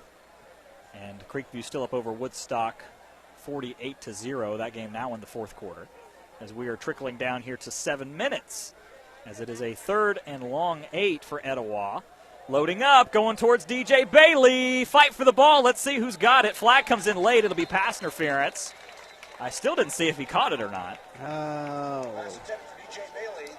Does not look like they're going to give him. He looked like he might have been carried out. That pass might have carried him out of bounds, Will, over there on the sideline. Coach Collins is arguing that was uncatchable. Well, uncatchable is not a rule in high school football. He's lobbying anyway. It's a good effort. Maybe arguing for a little bit of hand fighting back and forth. He's also having a conversation with Andrew Hand back there about the coverage, possibly. I would say so. Bohannon had hit him in stride. He might be off to the races, but had to turn around and play the ball. DJ Bailey, being 6'3", is going to win that a good bit. We saw him with the 74-yard touchdown reception from his third-string quarterback, Jack Strickland, against Creekview. Etowah turns around, hands it off to Washington. Good blocking so far. Fights forward for a gain of only 1. Yeah, Brian Bradley just checked out on that play, on the end of that last play, so almost a telltale sign they're going to try to run wherever he vacated, Will. But not a whole lot of success, as you mentioned. If you don't want to run towards 6'3", 235 Brian Bradley, you'll run towards 6'3", 200-pound Hunter Coleman, who cycles out with him. Hunter Coleman also plays tight end alongside Jackson Head. A lot of depth from this River Ridge team, as we mentioned. Still pretty youthful on the defensive side of the ball. A lot of sophomores and juniors listed across the score sheet. It's a 2nd and 9, ball 38-yard line. Bohannon rolls out. Pass intended out there for Curcio, forced out of bounds by Jake Ruth. And it'll bring up 3rd and 9 now. Yeah, another short intermediate pass that they tried to get. Curcio running back towards his Etowah sideline, just not able to. Probably a little bit wide of him that time. Didn't have a whole lot of opportunity to catch that one. A big 3rd down here, Will, as the clock ticks it stopped at 6:13, excuse me. Correct. So we've seen them take a good bit of time already off of the clock here as they got it with well over 8 minutes to go. So time kind of working against them now. As we mentioned, they're going to have to get the ball back. 2 possessions down here. They're going to fake the handoff to Washington, loading up deep, looking for Curcio. He's double covered, and it's going to fall harmlessly to the turf as there were a couple of men out there. MJ Ayers looked like he was in the vicinity. So 4th and 9 now, and Etowah will be forced to punt here with 6:05 left to go in the final corner. Yeah, not a bad play call there, but kind of rolling out. I know Curcio's been a main target, but you almost think a play like that, you want a guy to go up and get it, you throw it to your bigger receiver, Bailey. He had broken off his right route. Curcio was running, had a chance at the ball, but it was just out of his reach. To set up a 4th down here with just over 6 minutes left to play in the game. Bohannon, the punter, lends itself to a little bit of trickeration as that was almost blocked by Brian Bradley. If he had gone after it, it would have been easily blocked, but he wanted to hold up and not interfere with the punter as this will roll once again, take a very nice Etowah roll, and well within the 20-yard line. Yeah, so a 41-yard punt. Brian Bradley a little bit surprised that he got to the punter that fast and kind of was like, oh, my gosh. He did. He just stopped. He just completely stopped running. We'll keep the action right here for you as we're working our way down. Getting close to the Children's Healthcare of Atlanta Cherokee postgame show. We got lots of fun on the postgame show, though. We'll present our Schottenkirk Chrysler Dodge Jeep Ram player of the game. That's going to be a tough one. Yeah, it is tonight. We, could be on both sides of the ball, Will. I don't know. We've seen some great performances tonight. A couple of score updates. Fannin 6-0 over Sonoraville. White County still up 13-7 over Pickens. As we mentioned, Gilmer 28-0 over Murray. And then Cambridge holding on against North Oconee 21-19. What class is Oconee? North Oconee is a Class 4A school, Will. Amir Morrison gets the handoff, working his way up towards the 20 and close to the 25. Let's call it the 24, so a gain of 4. And be 2nd and 6. So a 4A team, huh? A 4A team out of Oconee County. Naturally. I believe that's Watkinsville over there, if I'm not mistaken. You are correct. Sprayberry up over Wheeler 26-0, a team we saw last season. Yeah, Sprayberry beat Creekview in the playoffs over there. Creekview looking a little bit different this year, though. We'll discuss that on the Children's Healthcare of Atlanta Cherokee postgame show. Vaughn Brown looking like the smartest man in North Georgia right now. This is going to be a handoff to Amir once again, trying to wear down that Eagles defense. He gained about 2 yards, so brings up 3rd and a crucial 3 here as the clock will wind down inside of 5 minutes. Well, I tell you what, this Etowah defense has really come to play tonight. Holding this team to 22 points is a feat in and of itself. Yes. We talked about this similar to Creekview last year. We saw a defense, looks like a similar defense to Creekview, at least their effort tonight. But can the offense score points? And that's been the big question mark, and they haven't been able to do it outside of that 1-yard drive. Correct me if I'm wrong, I don't believe River Ridge scored less than 20 points last year. I think it was the Creekview game was where they won 20-17. Yeah. But outside of that, they pretty much scored 28 at least. Yeah. So it says a lot about this Eagles defense. Of course, it gave up 42 points to Creekview. So much improved. Of course, they did have a cancel against Forsyth Central, and River Ridge going to burn a timeout here. And we'll take one with them. Let's take a 30-second break, and we'll be back to listen to the Tri-State Communications Sports Network. It's football time, and Brian Aaron at Woodstock Outlet has some great news for all the football fans. Hey, y'all, we glad to be a sponsor for these games and have a great time. Stay safe out there, and we just really do love being part of our community. And thankful we got the best customers a business could possibly have. And we built a new warehouse. We got it full for the pickup or delivery, so we're ready to go. Y'all come see us, and we sure do appreciate you. Welcome back into the broadcast booth here at Etowah High School. I'm your host, Will Cooper, joined alongside Arthur Mosley doing the color analysis with me. Doing a great job, by the way, as you are becoming a fixture of this broadcast, my friend, and we wouldn't have it any other way. Well, I appreciate it, Will. You, like you say, you and Dave make it so easy for me up here. And while we do miss our friend, Dave Garner. I don't know why you have to bring him up. He's not here. You can't just say I do. Will, you do a phenomenal job here week in and week out. The fixture of the WLJA 101.1 FM nice job. Game of the week. We want to remind everyone we're 101.1, not 101.5, which is a mistake that Dave Garner would make. I would never. We've got 4 wide here in the formation for River Ridge. Bootleg out to the near side, and that is complete to Hancock, and he's got plenty of room. 50, 45, still fighting, and he'll finally pirouette and be down at the Etowah 42-yard line. A back-breaking play there as 3rd and 3, well within River Ridge territory, moves all the way outside, and that sets up a big possession here as now there are less than 4 minutes to go here in the fourth quarter. Move those chains. Now they're kind of moving up a little bit here. They are, Will. Looks like the defensive back broke on that ball. Not a great decision as Head caught it and then took off down the sideline. Plus territory for River Ridge now, and they're taking their time. They know this game is well in hand as long as they take care of the football. Coming down here now. If Etowah can get a stop here, it is possible, of course. 2 possessions. The defense has earned themselves a right to fight back, as that's a loss of 1 from Amir. We've seen a lot of negative plays out of this River Ridge offense, which is something we normally don't see, Art. Yeah, we don't. We talked about the big offensive line for River Ridge, Feletra, Hornbuckle, Albers, Hall, and Ushek. They've had their hands full with this smaller but speedy defensive Etowah front, Will. And look, they broke a couple of times, but we probably expect this game to be probably a 30-point ball game, and right now it's a 15-point ball game. Short time here as the clock continues to tick, tick, tick. But I'm impressed with Etowah's defense. Talk about the ramifications of a game like this. Of course, it's not finalized. We have to wait and see what the final outcome is. But Etowah been impressive so far in this one as Amir Morrison gets outside and a really good open field tackle out there. I believe that was Frank Mosley who was able to wrap him up and not allow him to get any further. Yeah, Morrison running downhill with a full head of steam off the right-hand side. Again, running behind Ushak and Hall that time.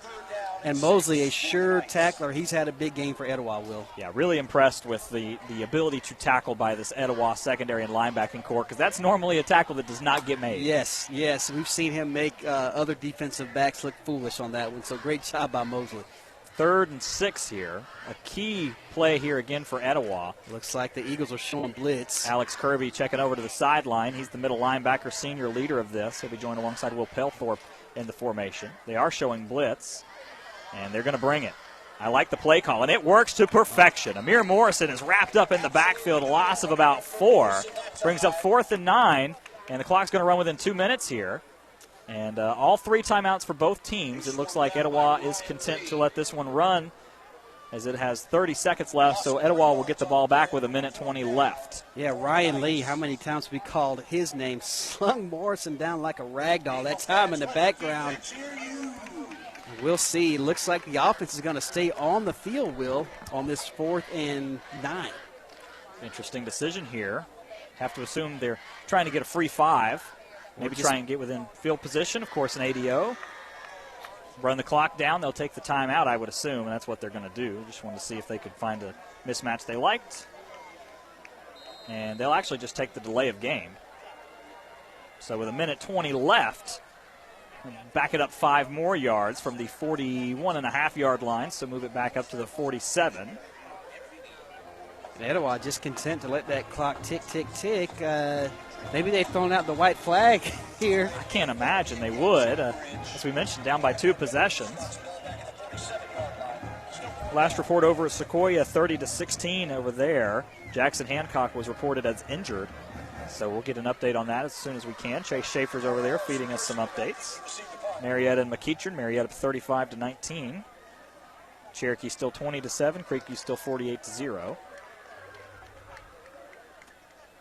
2 men back for Etowah. Curcio will be the one that fields this, and they're going to let it bounce, and oh no.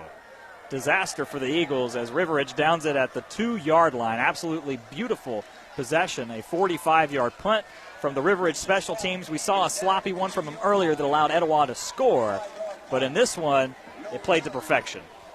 Played to perfection, you're right, Will. Again, those return men probably need to be standing right about the 10-yard line, and you know, if it goes over their head, if they have their feet planted at the 10 and it goes over their head, you kind of let it go and believe you're going to get a fortuitous bounce. That time, it was a fortuitous bounce for the kicking team, River Ridge, and Etowah's got a long way to go with not a whole lot of time. As we mentioned, Matt Kemper and Michael Collins, old foes, know each other quite well. They've matched up 7 times. Collins got the best of Kemper 5 out of the 7. Kemper's 1-2. Of course, these 2 coaches coming from a couple of powerhouse programs. Kemper from Roswell, and Collins been all over the place with Wheeler and a couple different programs as well. Kemper got the start with Pope. That's where his career began before coming here to Etowah last year. Slung out over to Curcio over the middle. It'll be enough for a first down, and they'll have to hurry up here as the tackle is made by Jake Ruth over the middle. Big hit by Jake Ruth. Curcio able to hang on to that football. And as you mentioned, well, the clock's still tick, tick, ticking as that pass play goes over the middle and stays in bounds. Surveying, and that's batted up right at the line. Bohannon's going to come down with it. Probably should have just knocked it down because not only is the clock going to run, but they're going to lose a whole bunch of yardage there. And so we got to go to Ronnie on that stat. That's a pass by himself. A pass by 4 yards backwards. And I agree with you, Art. I kind of think Etowah's thrown out the white flag here. They have 3 timeouts in their back pocket, and they're just holding on to them. So they did have 2 minutes if they had called a timeout when River Ridge was getting ready to punt. And that one incomplete as Bohannon slipped when he tried to wind up and throw it. That one intended outside to number 28, Dylan Cotton. His older brother, Tyler Cotton, was the tight end for the Eagles last year and was a pretty big part of that program in 18 and 19. So 3rd down and long here. And again, on that previous play where Bohannon passed it and completed it all to himself, in on that tackle for loss was none other than Brian Bradley. Yeah. Stop us if you've heard us before. Right. Making a case for the Schottenkirk Chrysler Dodge Jeep Ram player of the game. 22 seconds left here to go, and the final waning moments of this one. It's been a really good one. Etowah surveys Bohannon going deep. Got a man out there, and it is intercepted. And I believe that is MJ Ayers again with his second interception, and that is the nail in the coffin for the Eagles, as that was one-on-one coverage out there as they tried to get it up to their big man, Will Curcio, who's had a really good game as a slot receiver. We've seen him run the ball a couple of times, been a very productive member of this offense. Weren't sure he was going to play football this year. A super exceptional baseball player at this program at Etowah that is known for its talent with the likes of Drew Waters. Of course, Woodstock up the road would have something to say about that, as the two have faced off quite a bit and have a very storied program history. But Carson Latham, under center, joined alongside a slew of other characters, will sit a knee, and that'll do it here at the Eagle Mountain. 22-7 is our final score. We're going to take a 2-minute break, discuss some things, and when we come back, we will bring you the Children's Healthcare of Atlanta Cherokee postgame show on WLJA 101.1 FM. Welcome to Perk Up. What can I get you? Can I have a large, skinny, non-fat macchiato with My 15-year-old has the taste buds of a middle-aged woman, but she's no adult. That's why we took her to Children's for her scoliosis. Their pediatric orthopedic program is nationally ranked. Their specialists understand growing bones and how to treat them. My kid ordering an adult-style coffee? Okay.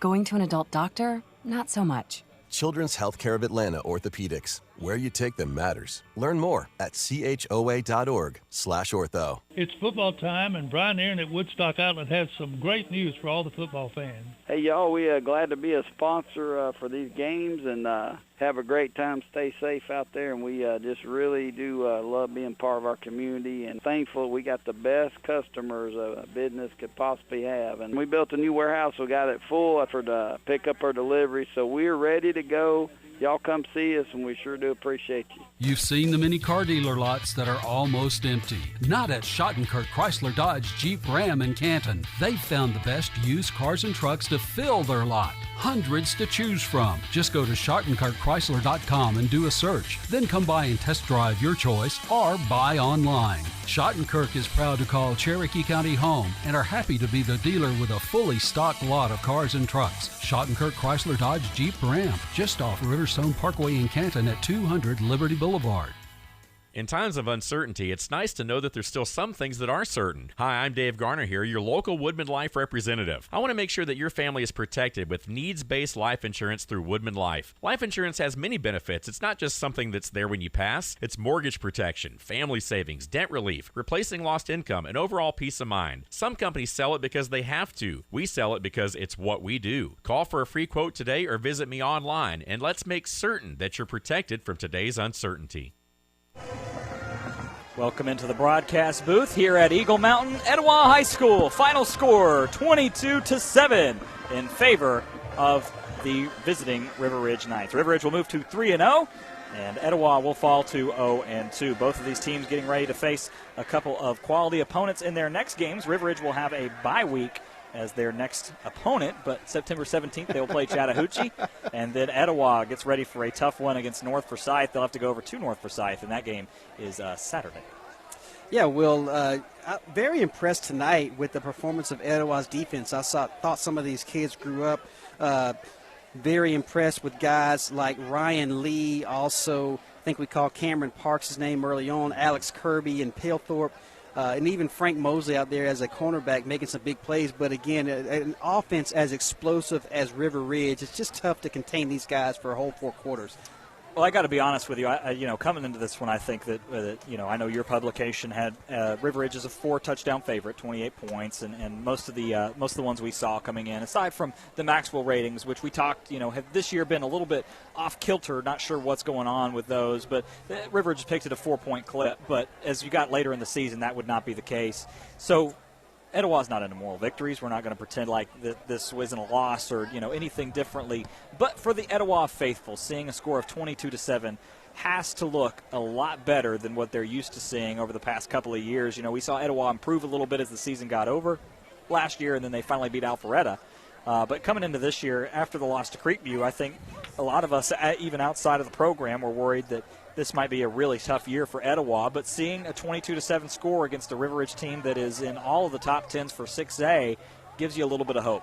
It does give you hope, and you got to think you're not going to run up against guys like Brian Bradley, Hunter Coleman, and a defense like this week in and week out. Now, once you get into region play, you probably see some more of those caliber guys in that class, in that Region 5 7A. But let's talk about River Ridge here, Will. Any question marks here as they walk out of here only putting up 22 points tonight? Well, here's the thing. They did not play a good game. I think anybody outside of the program can see that. I know that a win's a win as well. Just as we talked about a loss being a loss, a win is a win. But I think when you look at the overall status of the game, they had 2 turnovers. You know, the crisis was averted a couple different times on those turnovers. They just didn't play as sharp as they could have. Towards the end, they were able to put it together, and we saw Amir Morrison start to get on a roll, which is what he does. But when you look at the rest of this, region schedule, we're talking about the likes of Johns Creek, who we saw really take it to Gainesville. And, they played Carrollton, and Carrollton's a tough customer. But Johns Creek, we still need a couple of answers on. Creekview right now is just dominating everyone. And going into the season, we knew that River Ridge and Creekview, that is on our Game of the Week schedule in October. And I think we all knew that was going to be a key for us in a game that we really wanted to watch. And then even on the other side of that coin, Sequoia right now leading Cass as last check 30-16 as Chase Schaefer's over there. As we mentioned, Hancock was injured, so we'll have to keep an eye on that. And here to bring you the final scores or the final stats is myself, courtesy of Ronnie on the spot, as he is out of breath, the man presenting the Schottenkirk Chrysler Dodge Jeep Ram player of the game. And we'll announce that after the break coming up here. Finals from the night. Etowah ran 54 plays for 136 yards, on the ground 29 for 58, 14-22 passing, though, 78 yards. I wish they would have aired it out a little bit sooner than they did, but nonetheless, they obviously know the program better than I do, and had the ball for 25 minutes and 33 seconds. River Ridge, on the other hand, 46 plays, 255 total yards. It's not a lot of yards. And they 28 rushes for 147 yards, 11 of 15 passing. Once again, a lot of efficiency from the passing game tonight, 108 yards, and they had 4 penalties for 47 yards and a 22-minute time of possession. So pretty even on most of the things there. The overall difference is the yardage for me. Yeah, just a dominating, I think. Still, the score doesn't indicate it, but another dominating performance by River Ridge tonight. The points, it's not going to be reflected on the scoreboard, but we saw a River Ridge team, when it counted, take control of this ball game, Will. Yeah, I agree with you, and I think one of the key pieces to that is our Schottenkirk Chrysler Dodge Jeep Ram player of the game. I know you're all itching to know who it is. You have to find out after the break. 2 minutes and we'll be back. You're listening to the Children's Healthcare of Atlanta Cherokee postgame show on the Tri-State Communications Sports Network. Everyone, welcome into our Children's Healthcare of Atlanta postgame. I totally forgot about that. You saw what they did, didn't you? The comeback. Thanks for having me. So let's Adding start a few with feet to a what is the drive most matters. important topic for you guys in So this does shaving month, a tenth which of a is second off a lap. Top-rated surgery, physical therapy, and motion analysis by the sports medicine team at Children's Healthcare of Atlanta helps young athletes not only prevent injuries, but heal faster and return stronger, ready to win. Our more than 25 orthopedic and sports medicine locations are ready to assist your athlete's comeback. To learn more, visit choa.org/sportsmed. prescription medications can help us live longer and healthier lives, but any medication has the potential to do harm if misused. Drug-Free Cherokee would like to remind you to only use prescription medications as directed by a health professional. Never share your medications with others or use someone else's. Always store your medications securely to prevent others from taking them, and properly dispose of medications that you no longer need. Be a good example for those around you and promote safe medication practices and teach others to do the same. Visit drugfreecherokee.com. Hello, this is Jason Dickerson. I'm running for the state senate because we deserve real leaders who will do what's right.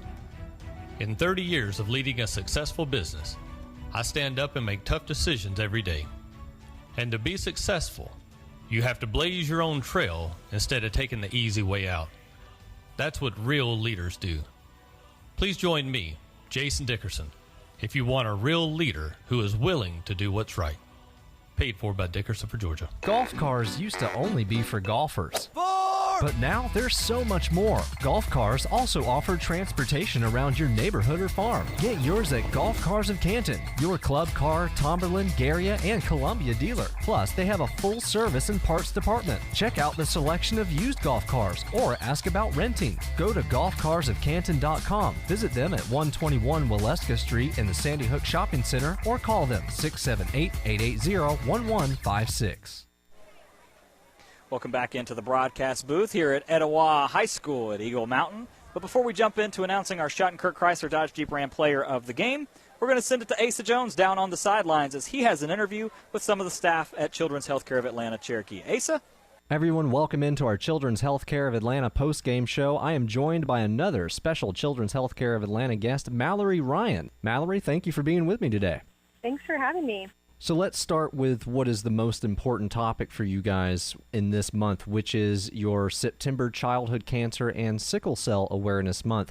And for a lot of people listening, they may not know what sickle cell disease is. So can you tell me, what is sickle cell disease? How does it affect children? And how does Children's Healthcare of Atlanta help children battle that disease? Yeah, so sickle cell disease is a blood disorder where your blood cells kind of create a sickle shape, so kind of imagine like a C shape. So normally they're nice and round. In a child with sickle cell disease, their blood cells sickle, which causes them to get stuck and clot, which is very painful for children. So they're a lot of times coming to our hospital because of things like pain management and when they're having a pain crisis because of their blood cells sickling.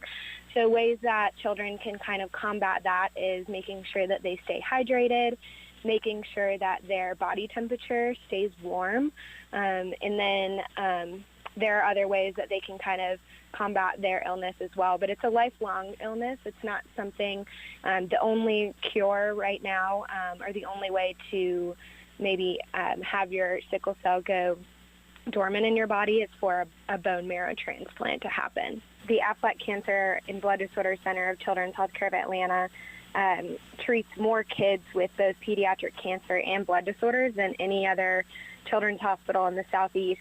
So it is a month that is near and dear to our hearts, not only to create awareness for both of those debilitating diseases, but also create fundraising for our patients. Now, you guys have a theme for September called Stronger Together.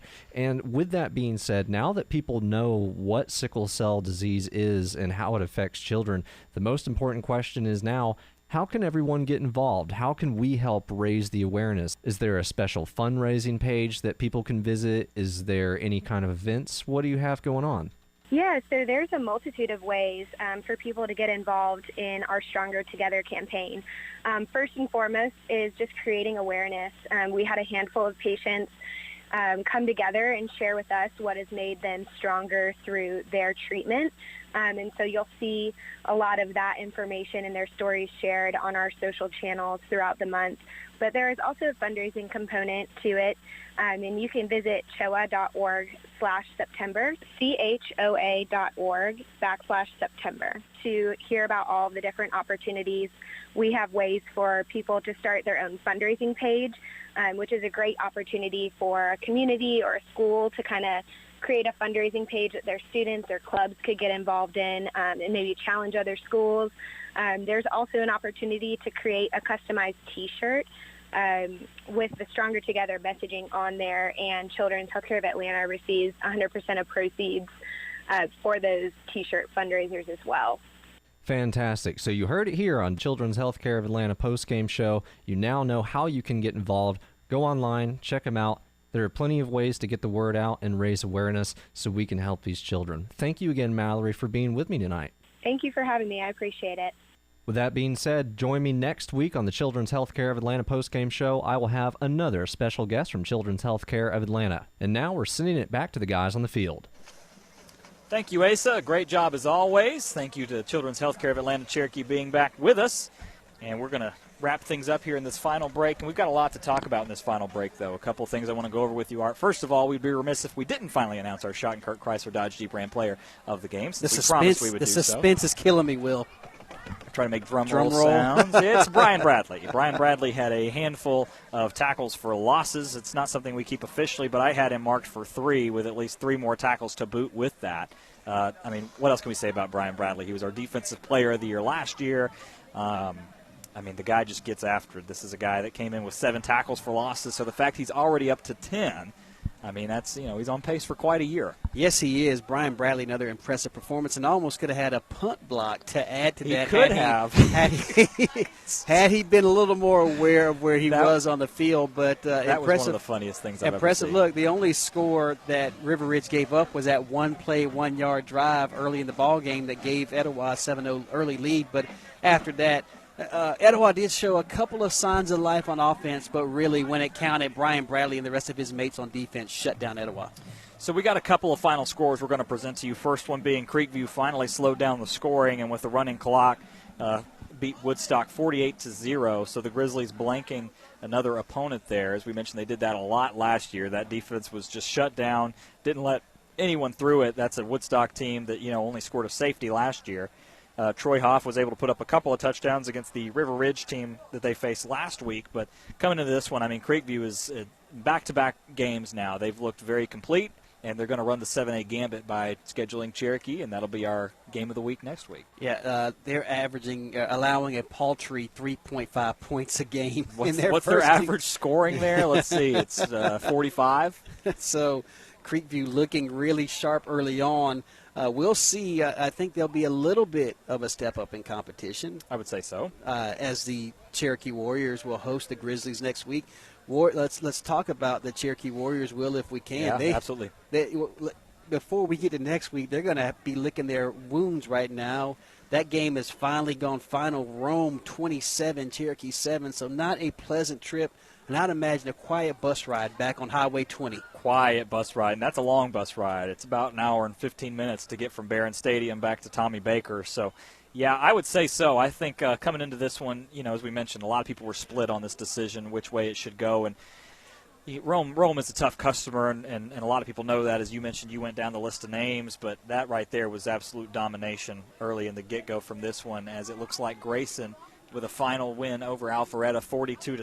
Alpharetta facing everybody they can that is tough enough. Grayson, obviously, the defending 7A champions with a familiar name, and Adam Carter leading the Rams over there, and then Alpharetta played Hoover earlier in the season as well. So a couple of really tough opponents for them. Alpharetta preparing themselves for a heavy Region 5 7A slot as well. A couple of other scores we want to talk about. Sequoia and Cass. That game's still going back and forth, but Sequoia up 14 points, 37-23 right now, pinning the extra point as Cass would move within 13. I think going into that one, Sequoia was, I know it was kind of a toss-up. We had them kind of picked at 6, some of the, 10, 12, some of the scores there. But I think that was a really important win for Sequoia if they're able to hold on, which we assume they will be as it's getting late in the fourth. But that's a key win for Sequoia because coming off of that loss to Cherokee, they really needed a rebound game and to not come out flat. Yeah, they did. We saw that game going seesawing back and forth early, Will, with Sequoia coming out and taking a big lead, Cass coming right back and taking the 16-14 lead, and then Sequoia grabbed a 21-16 lead going into the half and then have not relented. At one point, we're up 37-16 now. As you mentioned, Cass putting another touchdown on the board. That game is in the fourth quarter. We assume that's late. And like you said, if Sequoia can hang on and win, that's a great bounce-back victory, as the Chiefs will be off next week before they start up region play. And I think that's the key, is that if you can come out of your out-of-region schedule, especially for Sequoia, with a couple of 7As and then a really quality 5A, and win 2 of those, I feel like that's a win for the Chiefs over there. And, of course, there's lots of fodder about the Cherokee game as well. So, but nonetheless, I think the Chiefs are an upstart team. I think there's a lot of excitement over there. I think the concerns will be raised with the Cherokee fan base now, since a little bit different type of opponent in Rome and a little bit more of prototypical of what you would see in a 7A playoff scenario with the talent and the recruiting hype, I suppose, would be the appropriate way to put that. As far as the teams here, as we mentioned earlier, River Ridge will be on bye before facing Chattahoochee on the 17th. Then they get another bye, as everybody has a bye on September 24th before Riverwood. Etowah will travel to North Forsyth, and then they get to face an even easier opponent, North Cobb. Yeah, by some accounts, the number 1 or number 2 team in the state in Class 7A. the North Cobb Warriors will come visit Etowah. Is that correct, Will? They're coming here to Eagle Mountain? That is correct. And so Etowah is going to have a similar performance defensively against maybe a even more talented quarterback and with a more talented group of wide receivers and one of the top teams in the state. You're right about that, Art. So to wrap things up here, just a quick reminder, our final score here tonight, River Ridge 22, Etowah 7. River Ridge moving on to a bye week, Etowah moving on to North Forsyth. Our next broadcast will be at Tommy Baker Field for the first time of the season, and we will also see the Creekview Grizzlies for the first time this season as Creekview comes into that one 2-0, Cherokee 2-1, getting ready to face a quality 6A opponent. Guys, that'll wrap it up here for us on the Children's Healthcare of Atlanta Cherokee postgame show. I've been Will Cooper, joined alongside Arthur Mosley, Ronnie on the spot, keeping stats for us tonight, and our good friend Charles Rochelle back on Master Controls, making us sound so good. Good night, everyone. Remember to keep moving those chains, and remember, we're one day closer to Jesus.